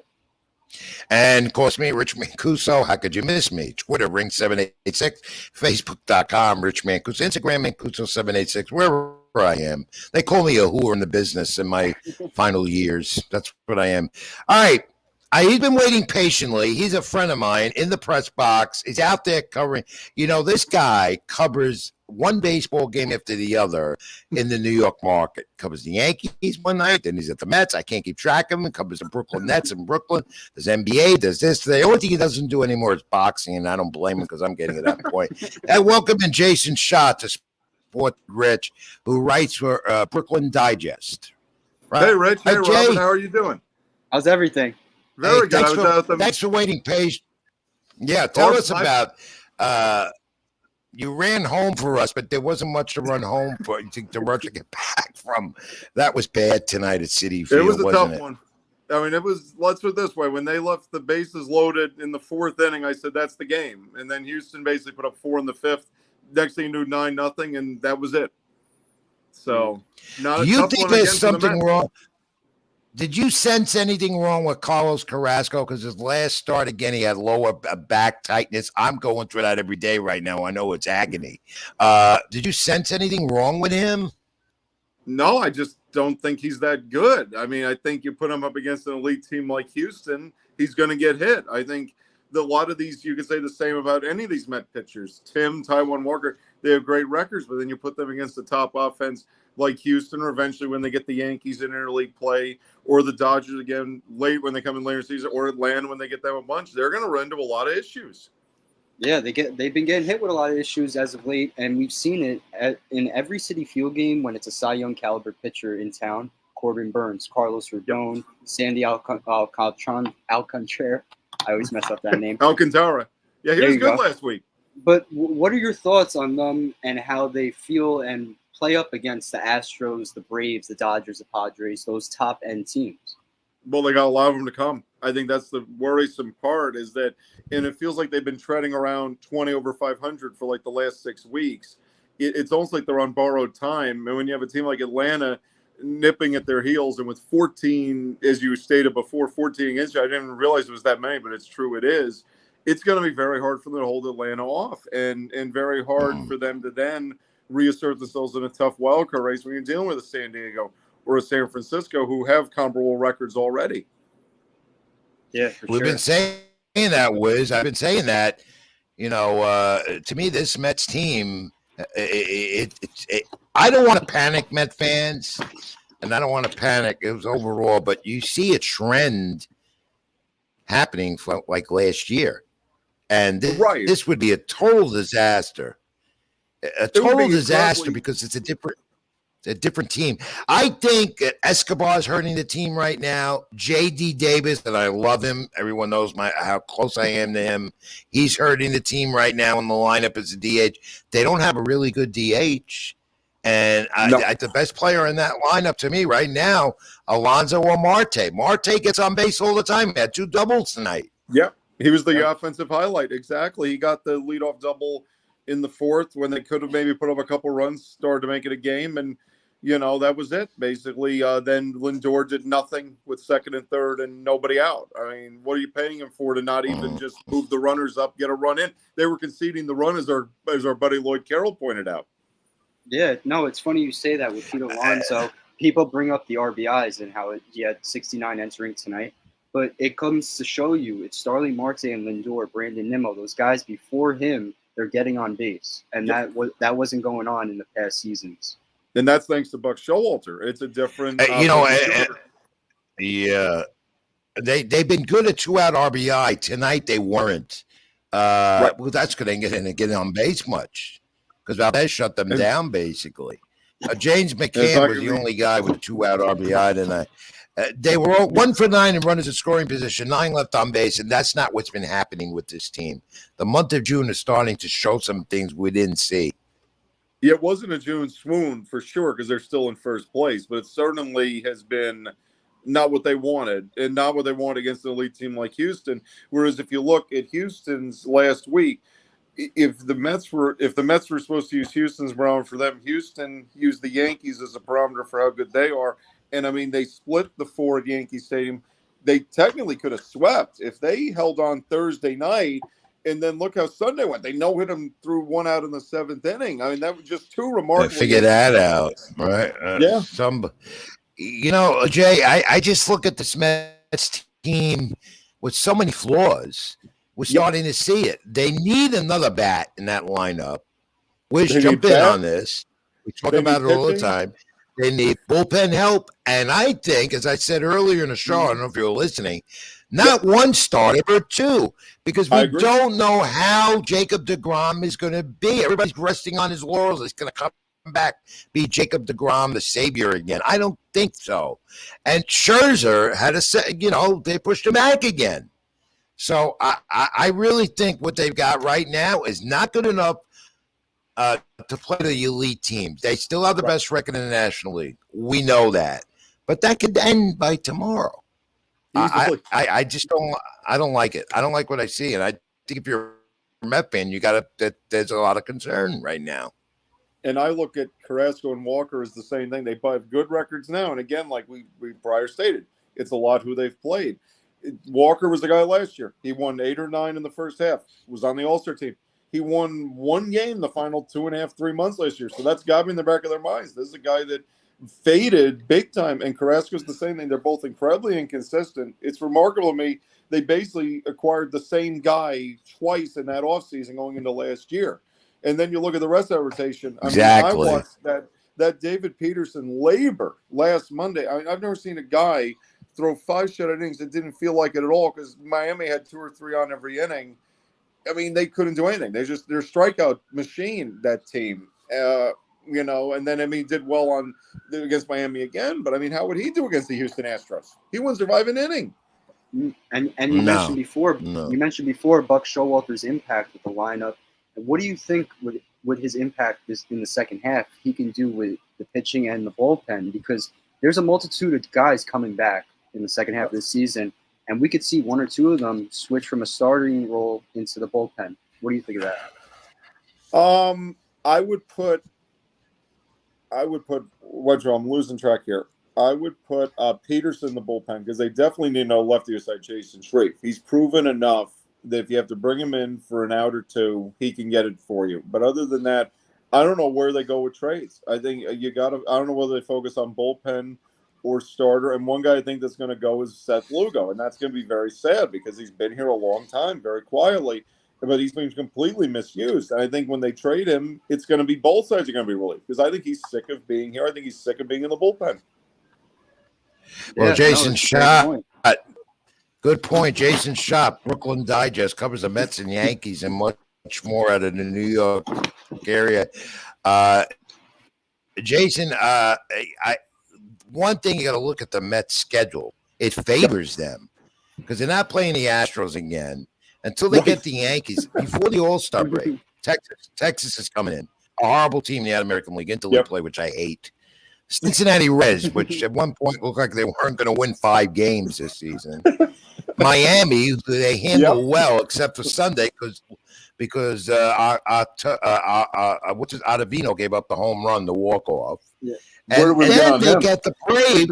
Then they get the Braves and in Atlanta before the All-Star break. And when you look at that series, guys, that could be very, very important if the Braves are within 4 games of first place. And I think they will be, if not even closer. I mean, let's put it this way. They made it 4 tonight, and then you look tomorrow alone, the Mets have Verlander. I mean, because I was talking about this with Houston. Houston slipped him up a day. I don't think Houston wanted him to face the Yankees a second time in that game on Thursday. No. So the Mets get stuck with him. So you look, Mets probably lose tomorrow, and then Atlanta probably wins. It's 3 tomorrow. I look at Verlander. I see Verlander dominating them tomorrow in the afternoon. Wiz and I will both be there. Are you going to be there tomorrow at Citi Field? I will be. Awesome. Definitely. Oh, well, good. But we're going to get enough of Jason Schott for another 24 hours. That's great. Better than some of the other guys, some of the other characters we know in that press box, right, Jay? You missed them all tonight, Rich. They were all there. No, I'll see them tomorrow. Give me a homecoming hello again. I'm not doing as many games as you, but I used to do 100 games a year. I can't do that no more. Jay, let's look across town. Yeah, I know you are. Are you going to Guinness Book of World Records? Are you looking at a record in the Guinness Book? He's something else. I love that laugh too. Jason Schott, across town, the Yankees. Yep. Can this team continue to be this dominant? I mean, it was shut out. They were hitless for the 16 and a half innings, which tied a record, I believe, maybe modern day record in expansion here and whatever it was. That wasn't going to last. Can the Yankees keep this pace up? 110 wins? We were talking about that earlier. I think they'll win 120. It's a hot take. Wow. I don't see what to stop them. I was thinking the only caveat I'll give to that, they've only played Boston 3 times, and Boston has been as hot as them the last month. The thing will be, they came on in June, but they can't make up ground because the Yankees keep winning. And now they've lost a couple in Toronto, which is kind of a reality check for the Sox. If the Sox can win a sustained amount of games, to me, it's like I look at it, the 98 team lost 48. This team now has lost 20. If Boston were to win, let's say, 8 of the final 15 against the Yankees, okay, then you look, that puts them up to 28 losses. And then it's like, well, then you think, where would 20 other losses be? There's just not many good teams in this sport that are going to beat them. And they're just on such a run. I mean, this is just such a determined group. It's unbelievable to watch them every night. It gets to the point. It gets to the point, Jason, that, and I tell the Wiz this all the time, they're boring. Because all they do is hit home runs. To me, they're a very boring team to watch. It's crazy as that statement is. They are a boring team because you go to Yankee Stadium or wherever they are, they're going to win. You know they're going to win. Right. The only team that can beat them is the Houston Astros. So the American League sucks. Let's put it that way. There's nobody there. There's nobody in that league. Even last night, they're down 5-1 in the 3rd inning. I'm sure some people are like, oh, my God, what the hell's going on here? I had no doubt in my mind they were going to come back and win that game for the simple fact Oakland didn't tack onto it. When you have a comeback and you're looking at the same number the whole time, it's like, okay, we have to get to 5. Stanton homers.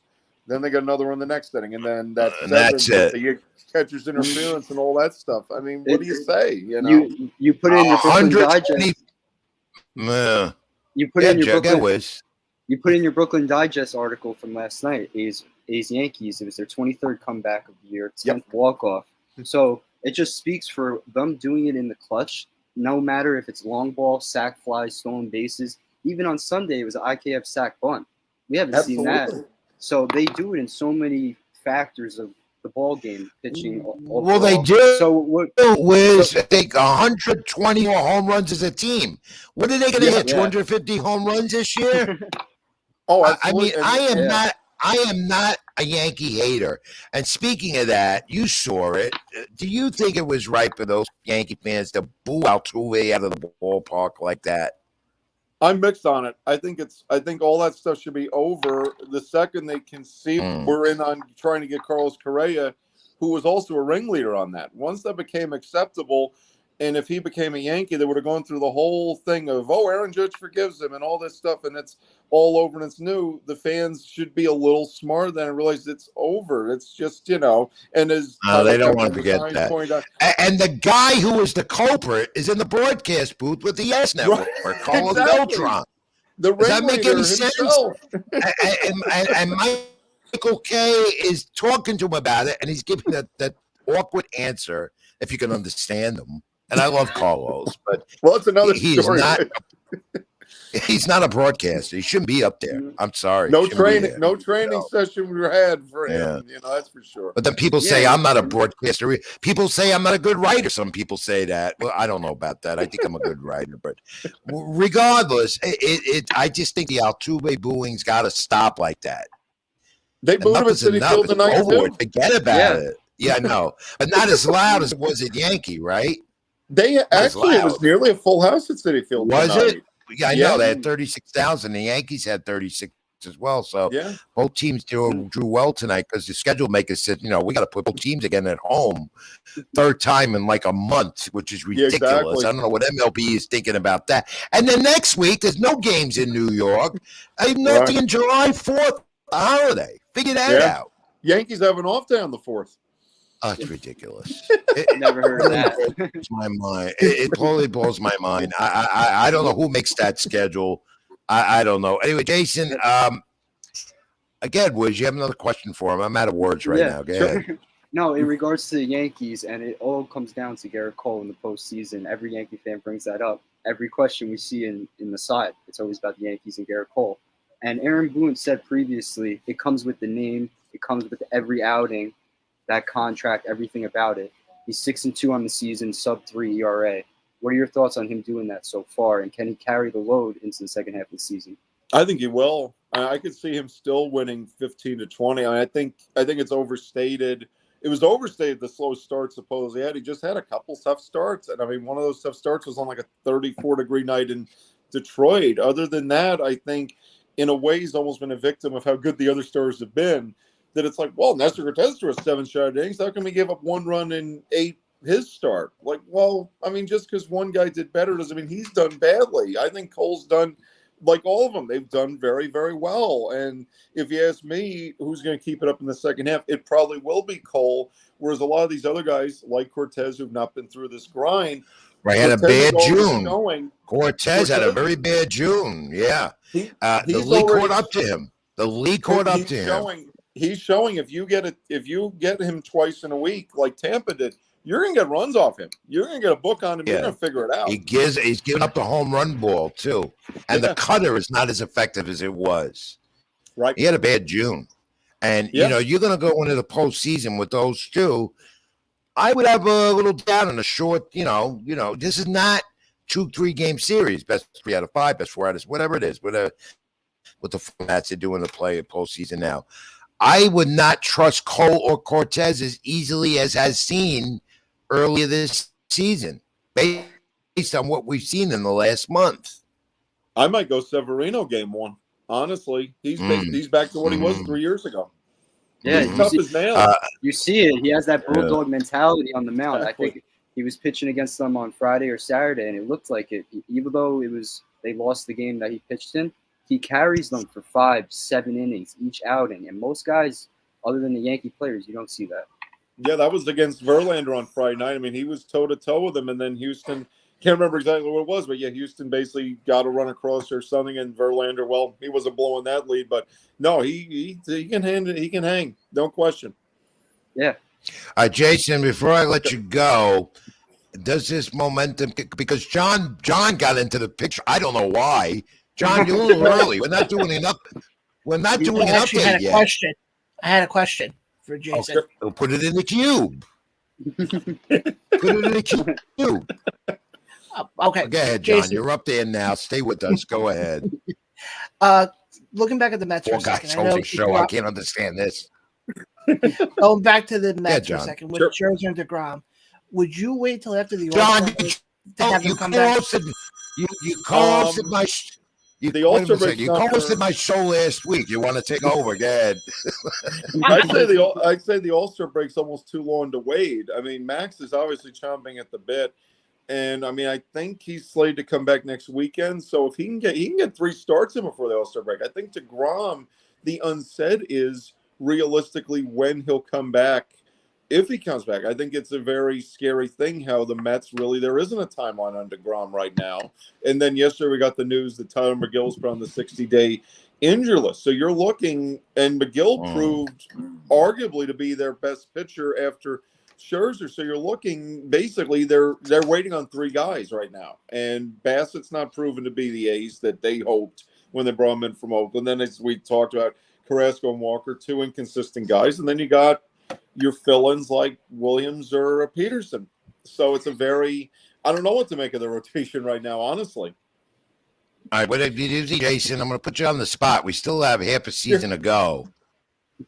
Do you see Yankees, Mets, maybe Subway World Series? Sorry, John. You're going to come back in a moment, so stay there. I could. Wiz, Wiz, I hate to break this up, but I don't know how John got into the picture that quick. But I think he got a taste of hosting a sports show, not a wrestling show, and wanted to come in. No, I kid him. I love John, and he's been so great to us, Jason, at the SLG network. So he could jump in on me anytime he wants. Sure. I don't mind. Just not now. Jason, Yankees, Mets. Could this be could we see a Subway Series in October? I know we're pushing it a little bit here, but the way things are going, does it match up that could happen? I'd say it's the best chance we've had probably since 2006, realistically. Everyone thought it would happen then, and the Mets basically, of course, lost the LC. The Yankees lost the Division Series that year. But I think this was one. I think the Yankees, certainly, you can put them in there right now. And then the Mets, it's going to take a little convincing for a lot of reasons. But I think the Mets, if they can put it together, especially with Buck, and boy, you think of the storylines, if it's Yankees Mets with Buck Showalter managing the Mets, and it would be the first time he's in the World Series against the team that let him go 27 years ago. I mean, where do you begin? I mean, it would be crazy. The question is, where do we begin with you, my friend? Because you jump from one ballpark to another here in New York, and I don't know how you're going to do that. How are you going? Let me post and I let you go. And I love Jason because he works, and he's a good writer too. You got to read his columns in Brooklyn Digest. How are you going to cover postseason series on both sides of town? Because that's going to happen at the same time. You can't be at two ballparks at the same place, depending on the schedule the networks dictated. I'd love to see how you're going to pull that off, my friend. I can't wait for the opportunity. I'll tell you that. And one thing I do want to. And you'll do it, right? I would do it. I'll tell you what. If you do that and survive it, I'll buy you dinner for a year. All right? I will. You got to count him to it. Jason Schott. I got you on record, Rich. I know. He's got an appetite. I know. Hey, Jay, I'll see you for breakfast at the City Field press dining room in the morning. Though I think I'm going to bring my own omelet this time because I don't want to eat out of a box.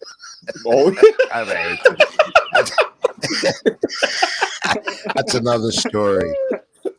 Jay, thank you, my friend. Thanks for hanging in with us. Thank you. We're going to have you on again down the line, okay? Appreciate it. Absolutely. Look forward to it. Thanks so much, Rich. People read you at Brooklyn Digest. People read you at Brooklyn Digest, and how do they reach you on social media? I am on Facebook, and then I'm on Instagram as Daily Shot. I don't do Twitter. It's a rough. I should do Twitter. It's a rough. I know I should. Well, no, what the Wiz does, he's a Twitter monkey. All right, okay, Jay. Jason Schott, thank you, my friend. See you tomorrow. Be in touch. See you tomorrow at the ballpark. I got about 12 hours or less. Yeah, exactly. All right, for the matinee, the Houston Astros, New York Mets. Jason Schott, Brooklyn Digest. Great to have him. We'll have him on again. All right. John, we're going to do Nobody Beats the Wiz now. Then we'll take a break and update again, and we're going to go over 2 hours again. All right? Yep. John, are you there? I think John quit on me. Because Jason's still with us. John? We got to get Jason out of the. Oh, there we go. All right, Jason. That's not him, but it's yes or no. And my weekly segment that he missed last week so much, I know he did. It's Nobody Beats the Wiz. There we go. Yes or no. I asked the Wiz a couple of questions, and he's the. I don't know if he's the lamb, the lion in there. The lion. What are you? The lion, the Tin Man. What are you? No, you're the skinny boy. Yeah, You're the lion. You got to put on some weight. All right, Nobody Beats the Wiz. Here we go, Wiz. Yes or no? What do you like better, yes or no? Here, the NHL sees sudden death, as you see in the Stanley Cup Finals in the NHL Stanley Cup. I like sudden death. All right, so out of the three, what do you like the best? NHL sudden death?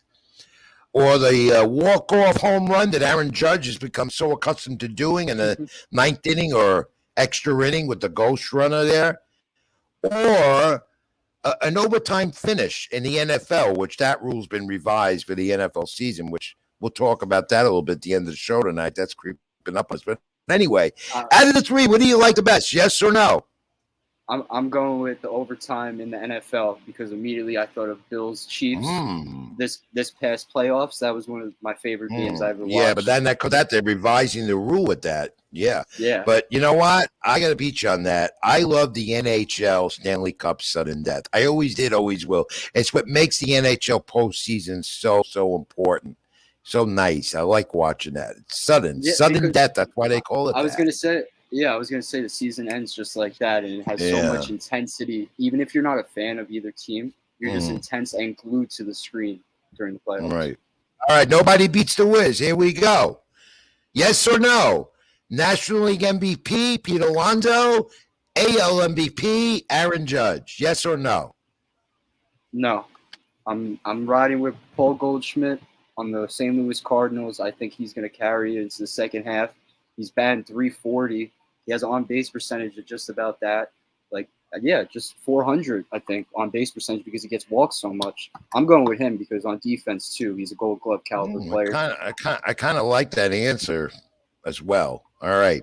And nobody beats the Wiz. Aaron Judge at this pace, no one's going to beat him for the AL MVP. I agree, and I don't see him slowing down. Nobody beats the Wiz. Yes or no? Here we go. Yankees, Astros, ALCS. We talked about that with Jason Schott and Billy Cappolla a little while ago. Well, Mets, Dodgers, NLCS at the end. I know we're jumping the gun, but yes or no, Wiz? Nobody beats the Wiz. What do you think? Yes. I'm going with both. Yes, I think Astros, Yankees, and Mets, Dodgers. I think the Mets can and will make the moves at the deadline that are needed, especially in the bullpen. And Yankees, Astros, I put it in my article on Latino Sports. It's a crash course waiting to happen in October. It's a drama-filled series with a bunch of lineups, clutch hitters, elite pitchers. They have it all. Boone versus Dusty Baker. We got to see it at Yankee Stadium. I'm looking forward to it. All right. We'll talk about this more in a moment when we do our final segment tonight on Sports with Rich, with the Wiz. Robert Rizzo now, yes or no? Nobody beats the Wiz. Kyle Irving and Kevin Durant. Yes or no? Will they play a full season of games next season in Brooklyn with the Nets? Oof, it's a tough one. I don't think they'll play a full season together. It just comes down to injuries because, especially with Kyrie, he's in his 30s now. And with guards entering their 30s, they enter with the ankle injuries. They get those. KD coming off the torn Achilles about 2 years ago. He's still going to load manage. You'll see that a little here and there. So definitely, probably I'd say hopefully for Brooklyn Nets fans out there, you're hoping for 50 to 60 games played together between the two. All right, nobody beats the Wiz. I give you one more, but first of all, I want to know why you're not wearing your Met cap tonight, or usually you come on with a hood, a jersey. Do you have it on? I was going to say I got a haircut today. You guys don't like it? Oh, that's why you look naked. Yeah. Yeah. There's a little difference in you there. You looked a little different tonight. You got a haircut? I did too, but, I don't need one. I have no hair. Everyone knows that. All right. Finally, yes or no, nobody beats the Wiz here on Sports with Rich. Here we go. And I want you to answer this honestly. I know you will. You always do. All right? All right. I've had this happen to me many times in the press boxes over my stupid long career, okay? A foul ball is coming at you in the press box, okay? What do? You haven't experienced yet. Are you ducking or are you catching the ball? I'm trying to catch it, for sure. I knew you would. Yeah, I'm going to catch it. I might, unfortunately, bump into you, but I'm going for the ball like it's Game 7 buzzer beater, touchdown, end zone right there. I'm going for it. I'll tell you this, because you're new on the beat. If you get a foul ball coming in the press box at Yankee Stadium, you have to throw it back. At Citi Field, generally at Citi Field, the writers keep it. But now they're tending to throw them back, which I would do. But one time at Citi Field, I sat in a private, you saw it, in the old radio side of the booth, and there's one game, a ball comes right through the window. And I didn't even know because I'm busy doing this on the laptop, putting story together already. The ball just comes through. There's two other guys in the press box area that I know real well sitting with me in that booth. And I don't know what's happened, but all I do is I felt something under my foot rolling, and it was the foul ball that came in the booth. Naturally, the fans are coming to the window going, give me the ball. You want to throw it back? I didn't throw it back. I kept it. I don't know why. I feel bad about it, but I kept it. But anyway, nobody beats the Wiz. Yes or no says he's going for it. One day you will go for it, and I'll see you do it, too, without a glove. I duck, though. I generally duck. That's what I get. The minute I start coming, I know they do. It depends on which side you're sitting, left side or right side. All right. Nobody beats the Wiz. We do it again next week. We do it every week here on Sports with Rich Live on the SLG Network. I'm Rich Mancuso. That's the Wiz, Robert Rizzo. We'll be back in a moment. One more update from John behind the scenes at SLG, and then we'll go to a quick break or two, give us a little breather, come back, wrap this up with some good final segment to come. Stay with us, everyone. Thank you. Great stuff so far, guys. Really good stuff. And, guys, we have another sports update for you coming up here. As we mentioned before, the New York Mets did lose tonight to the Houston Nationals by a score of 9-1. The White Sox are defeating the Los Angeles Angels right now by the score of 7-3. The Diamondbacks are currently losing to the Padres 6-0. They're in the top of the seventh. Middle of the sixth over in San Fran, the Giants are currently defeating the Detroit Tigers by a score of 4-1. It seems like nobody wants to score over in Seattle right now as they're still 0-0, bottom of the sixth. And everything else has gone final. The Twins and Guardians split their doubleheader today. The Nationals won, the Braves won, the Yankees won. Shocker there. The Red Sox did lose today to the Blue Jays. The Brewers won. The Marlins lost today to the Cardinals. The Reds won, shockingly enough, for a team that I didn't think was going to do anything this year. The Rangers won. The Rockies won, and that was your sports roundup for today. We're going to throw it over to our popcorn ad, What's Poppin' Corn Snacks. Definitely want to check them out. They're your best pound-to-pound popcorn in the game. Go to their website, what'spoppincornsnacks.com. Use our code SLG. You'll get save 20% off on your order. And, guys, we'll be right back after this for some final thoughts from the guys, and then we'll wrap the show up. Just give me 1 second here, and see you guys in a bit. Doing bad, they gon' love you. Yeah. Doing good, they gon' hate you. Yeah. Look down on your come up, but to the hustle, stay faithful. Big goals by the rate full. Drip everywhere, that's wasteful. Accent color, that's tasteful. We front and center at the tape. Got 3-5 in my blunt. Yeah. 4 extra mud in my cup. Yeah, I'm feeling that. I'm feeling that. I'm feeling that. I was out of luck. Yeah, now my money up. Yeah, they feeling that. They feeling it. They feeling it. Show her in the truck. Then throw it in the guts. Yeah, she feeling that. She feeling that. She feeling that. Niggas talking tough, yeah, till we pulling up. Now he feeling that. He feeling that. He feeling that. Save me a gold casket. My life been tragic. Yeah. Good gas and blunts pass. Blow out a nigga head gaskets. Fuck boys, don't need them. Yo bitch crazy, better keep her. Yo niggas high when it's time to ride, but I bet that bitch start squeezing. Smoke sessions in the evening. Private chef and we eat it. It's a long way from voyeur to 4 years in Lamborghinis. Move different, can't see me. Only pictures ain't on TV. Tribe meetings and vibe readings. These space race like E.T. We had roaches in the kitchen. Now it's rooms in the villa. Took the cards I was dealt, flipped them. I'm the one who do the dealing. Did so much of my own, baby, I don't give a fuck about feelings. Everybody got a lot to say, but ain't nobody came with it. Fuck it, I spin it. Had it, I lent it. Trusted some niggas, now I regret it. I can forgive it, never forget it. Niggas still out there, I ain't gon' dead it. Yeah, this is it, I can't slow up. Niggas muddy from the pole up. Big sauce like a cold cut. You either hoe up or you can blow up. Got 3-5 in my blunt. 4 extra mud in my cup. Yeah, I'm feeling that. I'm feeling that. I'm feeling that. I was out of luck. Yeah, now my money up. Yeah, they feeling it. They feeling it. They feeling it. Show her in the truck.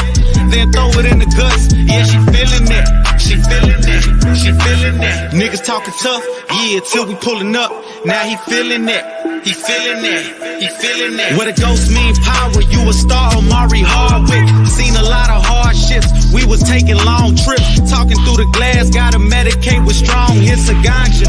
Gotta watch how people move around you. My brother got sittings cause of snitch. Niggas dying over bitches. Niggas lie like it's religion. If you been dying, you feel me. Gotta keep applying pressure. Double up, that boy can stretch it. Good credit or no credit, they need it, go get it. Lil' baby, this is me. What you get is is what you see, and you best believe we wore red. Got 3-5 in my blunt, 4 extra mud in my cup. Yeah, I'm feeling that. I'm feeling that. I'm feeling that. I was out of luck. Yeah, now my money up. Yeah, they feeling that. They feeling that. They feeling that. Show her in a truck, then throw it in the guts. Yeah, she feeling that. She feeling that. She feeling that. Niggas talking tough. Yeah, till we pulling up. Now he feeling that. He feeling that. He feeling that.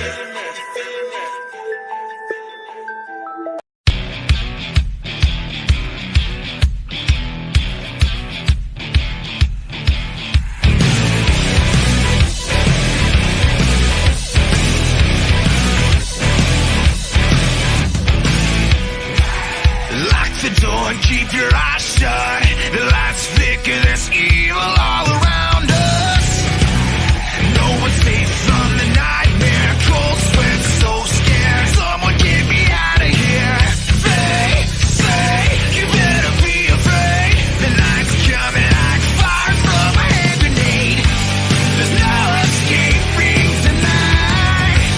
It's coming alive.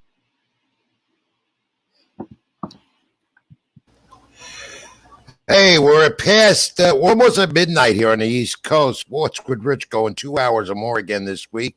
Live on the SLJ Network. I'm Rich Mancuso. That's the Wiz, Robert Rizzo. Thanks for being with us. Your comments in the queue, questions, we're still here for you. A few of you did. We didn't get to all of you. I don't know why, but we will. Reach us on social media as well. We'll repeat that at the end of the show.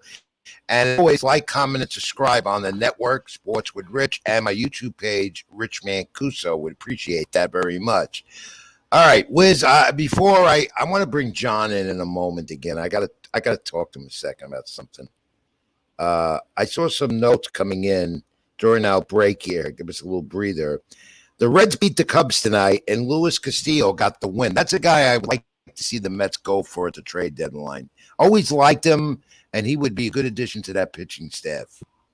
Yeah, he would be a great pickup. He has his name written all over the board over the offseason and trade rumors. The Reds have been rebuilding. And a similar name is Frankie Montez. He pitched in the Bronx tonight for the Oakland A's. Yeah. He only I believe he didn't even give up a run against a hitting team like the Yankees. So he's definitely going to. The only thing is, the question is going to be for the two GMs. Brian Cashman, I don't think the Yankees have to do much. The Mets, though, they're going to have to give up something. And if it's J.D. Davis, let it be. They're going to have to probably throw a prospect in there. And I hate to see them give up Alvarez, who's been wrapping up the ball in AAA for the Mets. The Mets have 3 good prospects. We all know that. Alvarez, back me up there. What's the other guy again? Brett Beatty, and Ronnie Mauricio is going to be their catcher when the stupid McCann contract goes away, because he's been a total waste for the Mets. But and the Rangers are close to 500. They're playing good baseball all of a sudden, and the Mets get them next Friday night, so they're not going to be no just easy takeover. You know what I mean? Yeah, the Mets are going to have a tough time with the Rangers. The Rangers can hit. They got Marcus Semien. They paid for Corey Seager as well over the offseason. That's a $500 million infield right there. Yeah. And so they're finally showing up when it's needed. And they're going to give the Mets a tough time come this weekend at Citi Field for a 3-game series. All right. John, come on in again, John. I got to talk to you. Where are you? I know he's going to come on. There he is. All right. John is here. All right, John.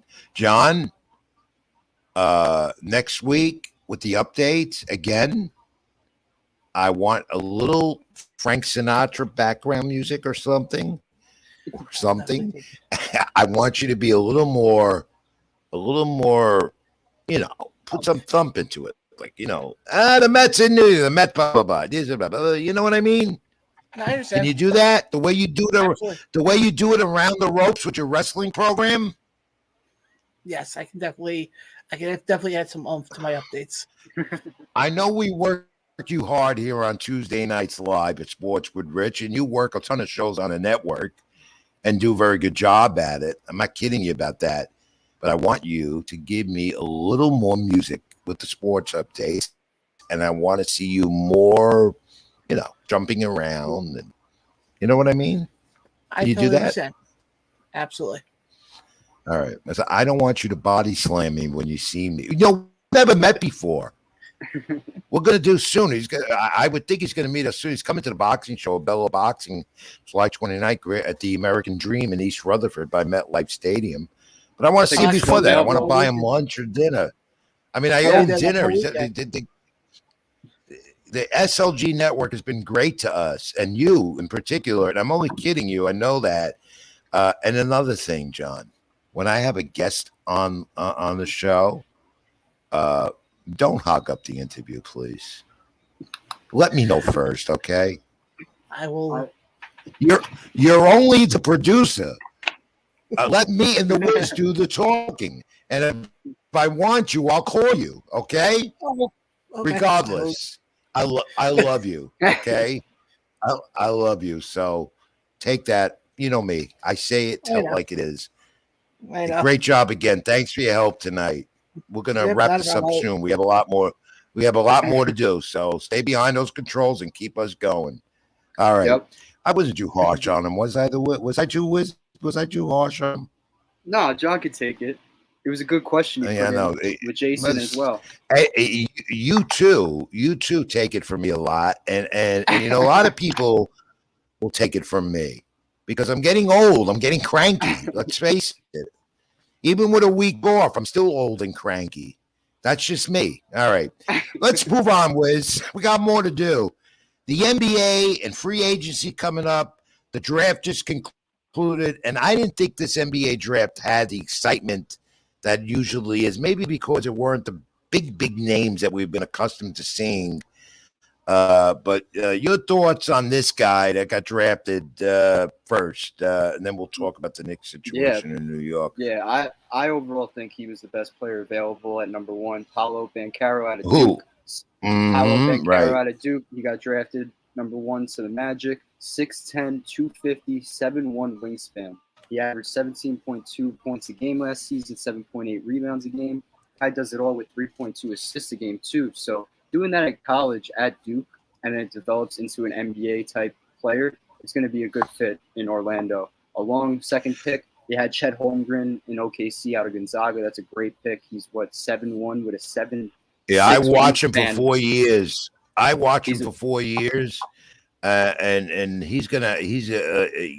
could have seen him being a number one pick for somebody. He's good. He was rumored to be number one throughout the whole draft pre-process, and along with Jabari Smith. Jabari Smith ended up going number 3 to the Houston Rockets. Played for Auburn last year. Good guard.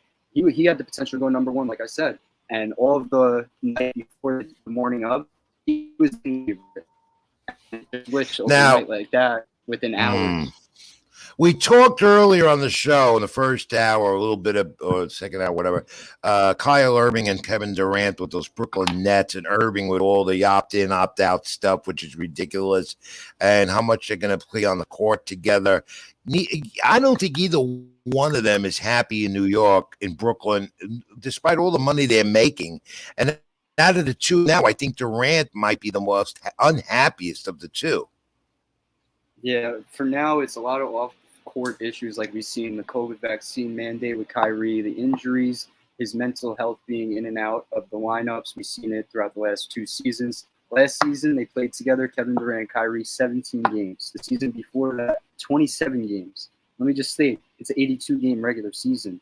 And as we've seen, the Boston Celtics, they took the regular season for advantage and took it serious in that second half, and that's why they ended up being the Eastern Conference the team in the Eastern Conference to represent them.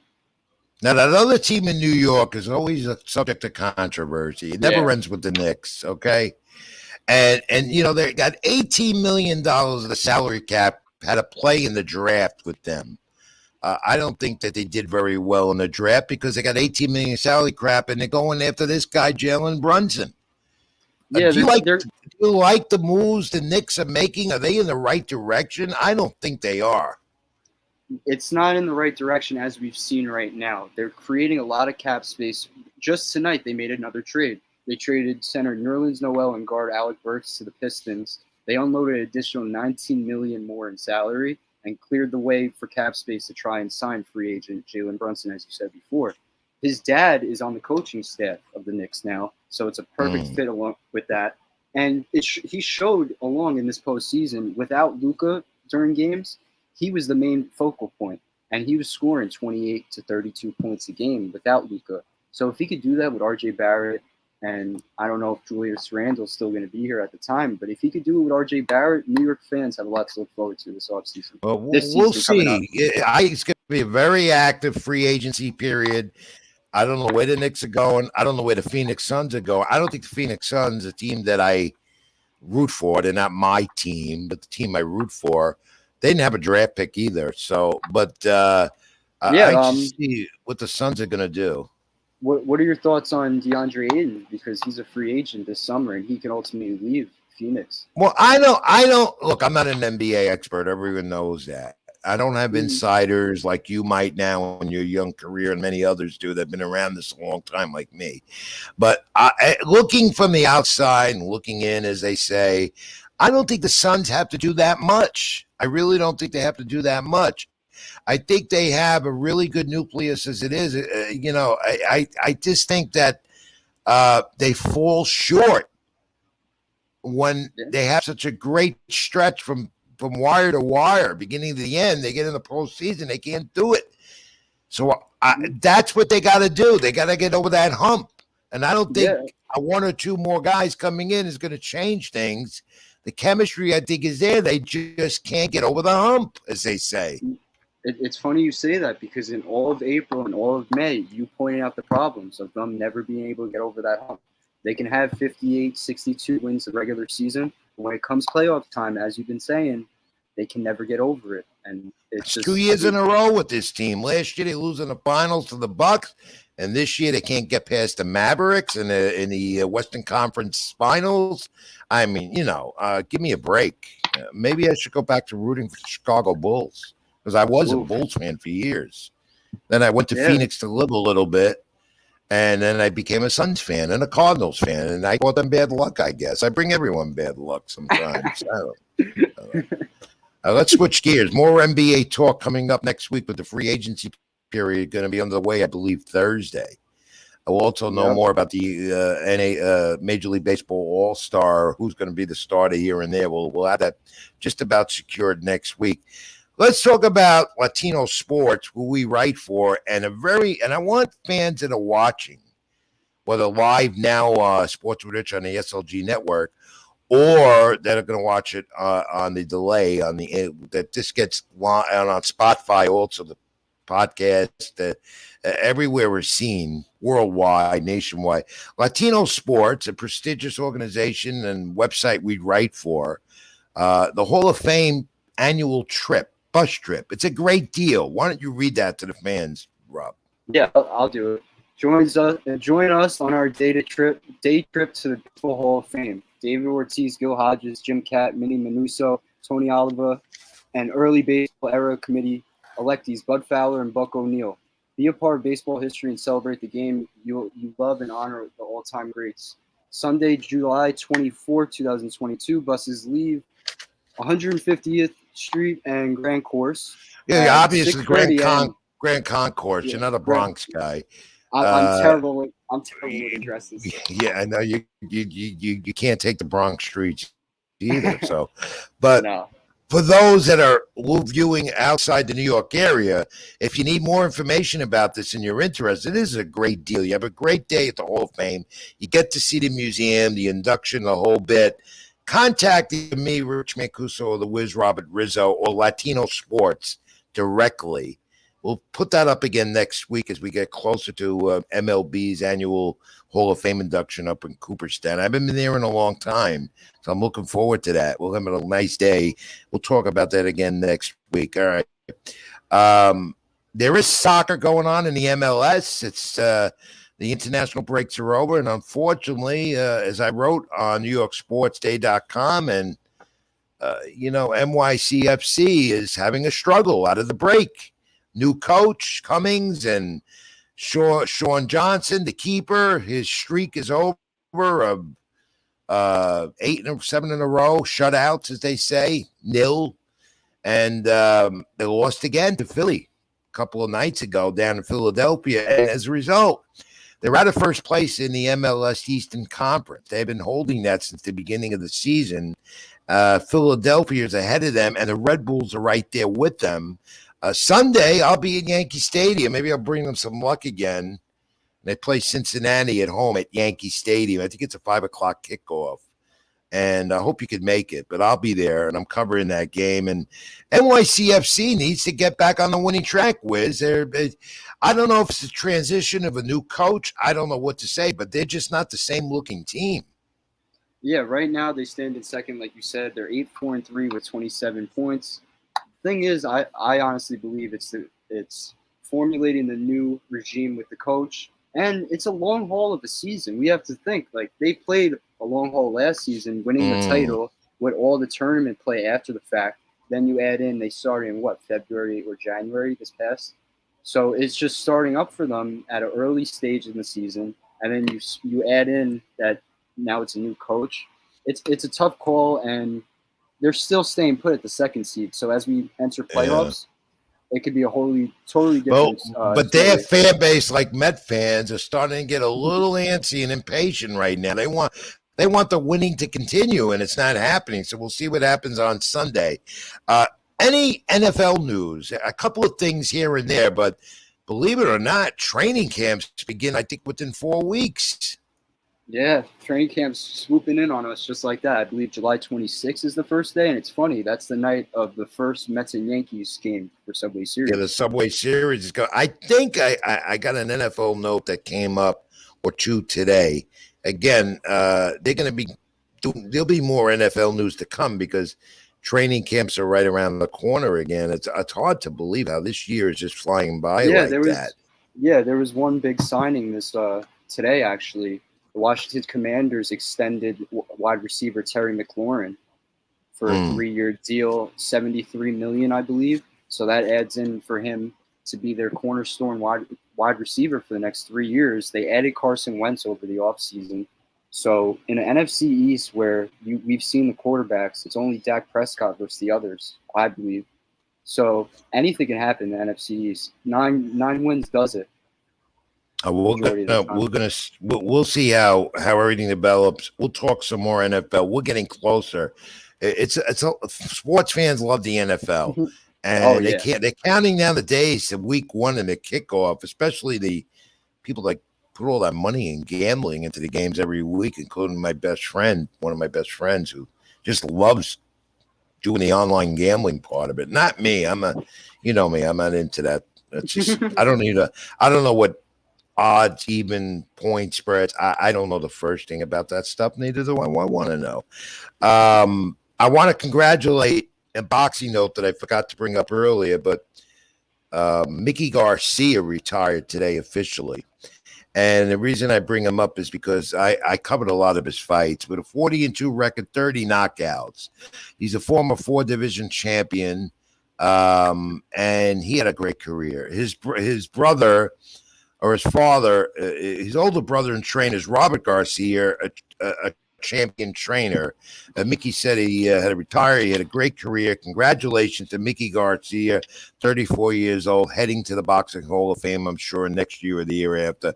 40-2, 30 knockouts. Congratulations on a great career. And besides the point, he epitomized boxing as a great ambassador for the sport in the ring and out of the ring. So congratulations to Mickey Garcia, as he is now retired and hung up the gloves. And hopefully, not like a lot of other fighters, decides I got to put the gloves back on and come back in the ring. I hope he doesn't do that. Hey, Wiz, did you see this today that came out? Congress is getting involved in baseball again. Stay out of it. There's so many things going on in this country that need attention to. So the Senate Judiciary Committee, antitrust against Major League Baseball when it comes to minor league baseball, basically comes down to this. The minor leaguers have already won some rights out of the major league and the owners of the clubs. Expenses paid for road travel, meals, things like that. And, the conditions have been bad. There's no doubt about it. But now they want minor league baseball. And I want to get someone to talk about this next week on the program, that some more. We'll even write about it too. Antitrust. It goes to Congress. Major League Baseball now involved with Congress is going to tell them what to do.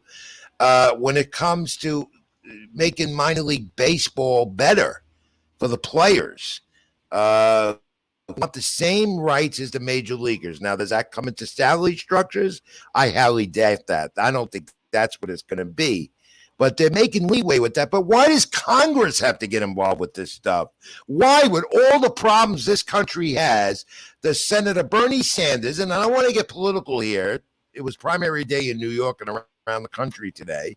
I did vote. I always vote, primary and election, by the way. Did you vote? Yeah, I went out and voted. Oh, good. Good. Do your obligation. That's important. It's primary day is as good as election day. But why does Congress get involved with things like this? Antitrust, it's about money, it's about labor. And yes, I agree, minor league baseball and their players deserve more and better.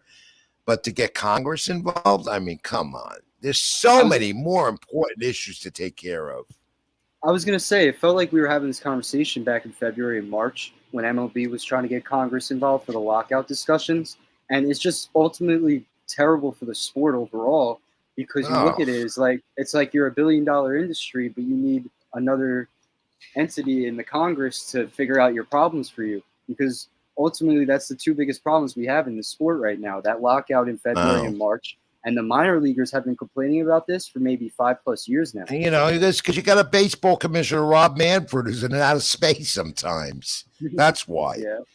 You know, Yeah, well, anyway, I agree. I could talk to some people in the minor league systems. I could talk more about this. We'll try and line them up on the program next week or the week after. We'll get it. Did you see this about Russell Westbrook? Yeah. Did you catch this? Yeah, I know you don't miss anything because you're a Twitter monkey. He's not happy with the nickname that Skip Bayless from Fox, the great Skip Bayless, he's FSM1 host on Friday night. He called Westbrook West Brick on Twitter. You see why Twitter is so dangerous? People just say what they want. Out of hand. Twitter's a dangerous world, and when it comes to Russell Westbrook, people should be talking about the stuff he does off the court. Because give him a name like that. He's been Westbrook said you saw this. Westbrook said to him, "Watch your mouth." He tweeted that. He said, "Don't say anything here you wouldn't say to my face." Yeah, I was going to say he's hosted community events throughout his whole NBA career.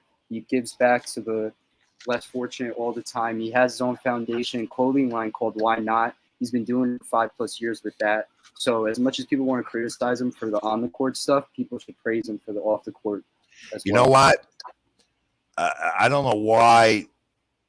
And every day stuff like this comes up. Every day it's something. And it's social media that brings it on. You know, I mean, if I called you, I mean, we kid about it because I love you. You're my protege and you're doing such a great job. But, you know, to insult someone on Twitter is just not manly. You got something to say to my face, say it to me to my face. That's my feeling. Yeah. And I'll let you know how I feel. I mean, it shouldn't even come down. It shouldn't even come down to that. That's my point.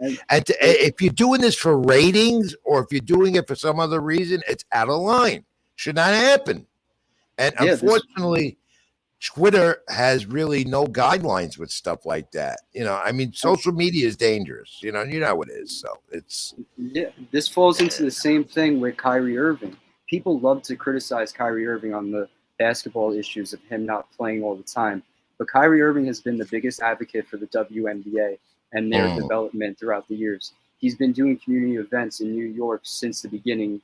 In his Cleveland Cavalier days, he's been going to New Jersey for community events. And people should talk about that more on Twitter than all the negative nicknames. Exactly. The imaginary ideas they have. I can't believe.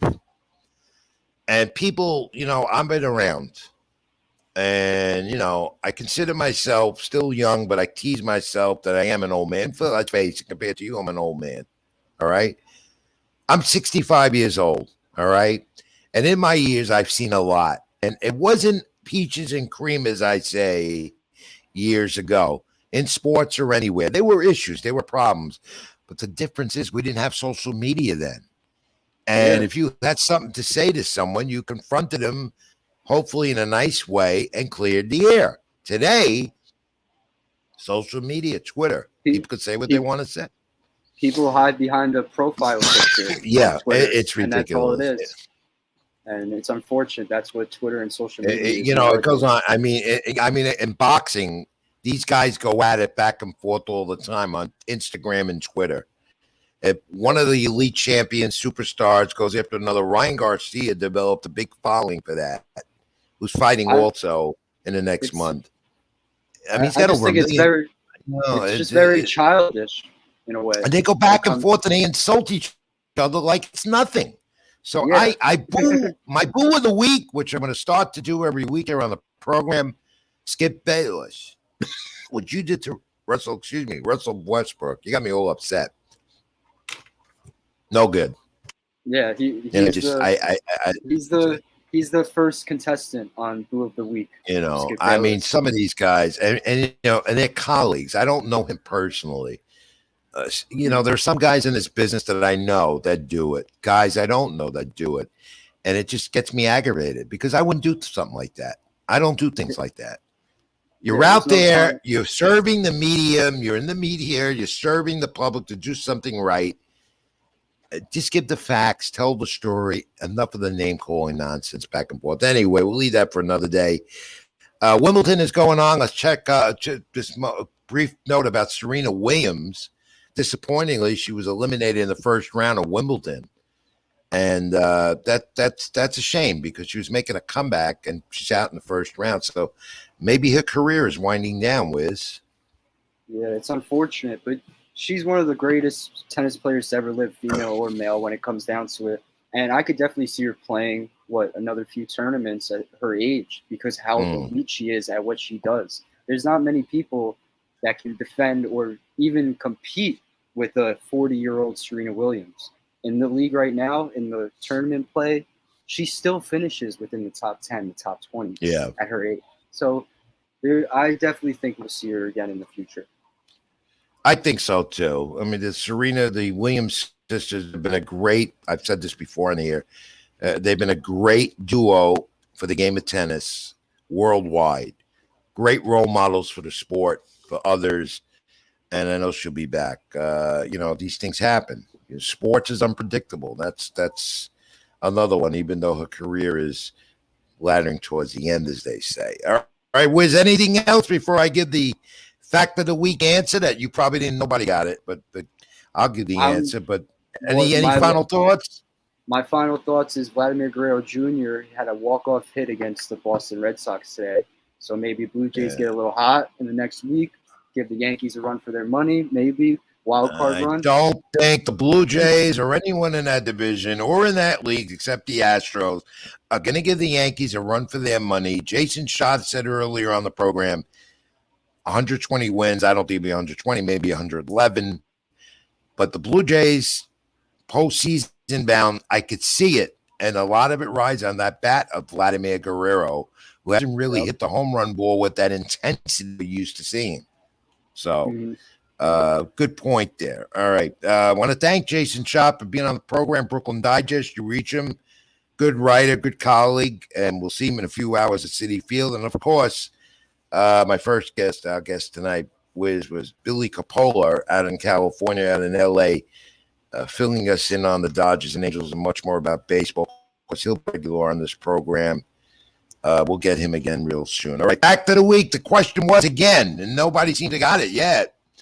And that Aaron Judge bobblehead is still there. What do you got? We got one prediction out of Abnormal Gamer TV comment section. He probably looked it up. He's a big hockey fan too. What did he say? No, he's got it wrong. What does he say? The question was three-peats in sports. The NBA of all the leagues, 10 repeat championships. MLB, Major League Baseball, 7. And we're talking about the Tampa Bay Lightning as we open this up. Didn't get to three-peat. And want to know, in the NHL, how many NHL franchises have done a three-peat and won the Stanley Cup 3 times in a row, 3 consecutive years? That's the question. What is the answer? Remember, the NBA 10, MLB 7 out of the major leagues here. I don't have the NFL in there, and I don't know why I left them out. And my facts of the week are crazy, everyone knows. But because it was we come off the NHL Stanley Cup. So, all right. John, one more time in the background before we say goodnight. Do you have an answer? Come on, John, if you have an answer and you get it right, I'll give you the Aaron Judge bobblehead, even though we don't want to keep it in-house. Go ahead, what is it? I'm going to say 2. Oh, no, you're way off. All right, John. Good night, John. Thank you. I hate doing that to him. Wiz, one final time. My final thought is going to be 7. You're wrong. And if you were right, you wouldn't get the bobblehead anyway. You want the answer? Yeah. The answer is 9. The NHL has had a three-peat with the Stanley Cup 9 times, believe it or not. I was surprised to get that fact when I did this. I thought it was much less. The NBA, I could see. I don't know what the NFL is. I don't think the NFL has many. It's got to be very low. I can remember the NFL. I don't remember when the National Football League had a three-peat Super Bowl champion. I don't even know if they ever had one. I don't think they ever did. So maybe Dallas back in the 90s before I was alive, but other than that, I don't remember. I don't know. Well, anyway, the Aaron Judge bobblehead stays here until again next week. Another fact of the week next week. Another Nobody Beats the Wiz next week on Sports with Rich and much more. Next week on the program, we have a good one lined up. I might have Gio Gonzalez on the program, the former Brewer, almost won the Cy Young Award 4 years before he called it quits. This book, I don't know if we could see it on the screen with my distortion, but Dale Scott, former Major League umpire, has a book out called The Umpire is Out, Calling the Game and Living My True Self. We are going to talk to him live next week on the program, talk about his career as a Major League Baseball umpire, go into some of the specifics about umpiring and some of the controversy umpires go through. We even saw it Sunday. One of the home plate umpire in the Yankee game, Yankees Astros, got hurt early in the second inning. Felt a little dizzy and concussed. They checked on him and he had to pull himself in the game. So they went to a 3-man umpiring crew, which happens a lot. And you saw how they had to realign themselves. We'll talk about that, the rules, because umpires have to be up on the rules. And this season, there's been a couple of games where they didn't know the rules, and it was embarrassing. Yeah. And more so, Dale Scott opened up about his personal life as a gay man and the first gay umpire in Major League Baseball to actually come out. And we'll talk to him about that as well. And it's all in that book, The Umpire is Out. A very good read. Talk to him next week about it. So I'm looking forward to that, Wiz. Yeah, me too. I'm looking forward to it. We chat with him against what? Friday night, last Friday. Yeah, last Friday night. Yeah. He was there signing the book. Yeah. And he had a lot to say about the current state of the game and how umpires play such a huge impact. Right. So he was nice enough to say. You guys should definitely tune in next week. We're here Tuesday nights live at 10 p.m. on the SLG network. 2 hours, maybe 2.5 as we done tonight. I know we out-talked you, gave you a lot of content, and we appreciate you watching, giving us support. Reach us on social media. I'm at Ring786 on Twitter and Facebook.com, Rich Mancuso. Wiz, where will they find you? Yeah, follow me on Twitter, RobertRiz994, Instagram, RRizzo4. Facebook, Robert Rizzo. Catch all my latest articles on Latino sports and New York Sports Day. And a good writer you have become, my friend. Very, very good. Excellent detail, analysis, and so forth. NewYorkSportsDay.com, LatinoSport.com, my work among some of the websites I write for. I'm a hooer in the business. I'm all over the place. And I'm here with you with The Wiz every Tuesday night, 10 p.m. live. Nobody Beats the Wiz. We'll be back again next week with the fact of the week. And we're approaching the July 4th Independence Day holiday. Remember to stay safe and enjoy. I can't believe we're at July 4th, but we're here. And the following night, we'll be back with you here on the program. Like, comment, and subscribe at the SLG Network. Sports with Rich and of course my channel, Rich Mancuso, on YouTube. Like, comment, and subscribe. We'd appreciate it, especially your comments are always welcome. And I think that's it. I think I've had enough. I think it's time for me to go to bed. I'm tired. We're all set. But- It was a packed show. In about 11 hours, Wiz, I'll see you in the press box at Citi Field, and I'm going to bring an omelet.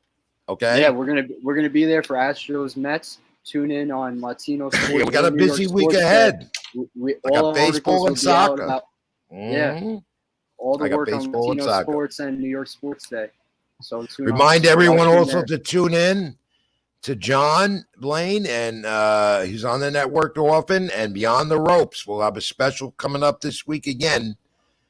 Money, excuse me, WWE Money in the Bank Saturday night, and John and his crew on Beyond the Ropes, a great show. We'll break it down for you live here on the SLG network, so tune in on that. So that's it, Wiz. Till next week. And to all of you, have a safe, sound, happy 4th, and a great week ahead till next Tuesday night. I'm Rich Mancuso, and he is the Wiz, Robert Rizzo. And as always, Keep it in the ring. keep it in the ring, everyone. Thanks for tuning in. Thank you. Stay well. Be safe. Till next week. Father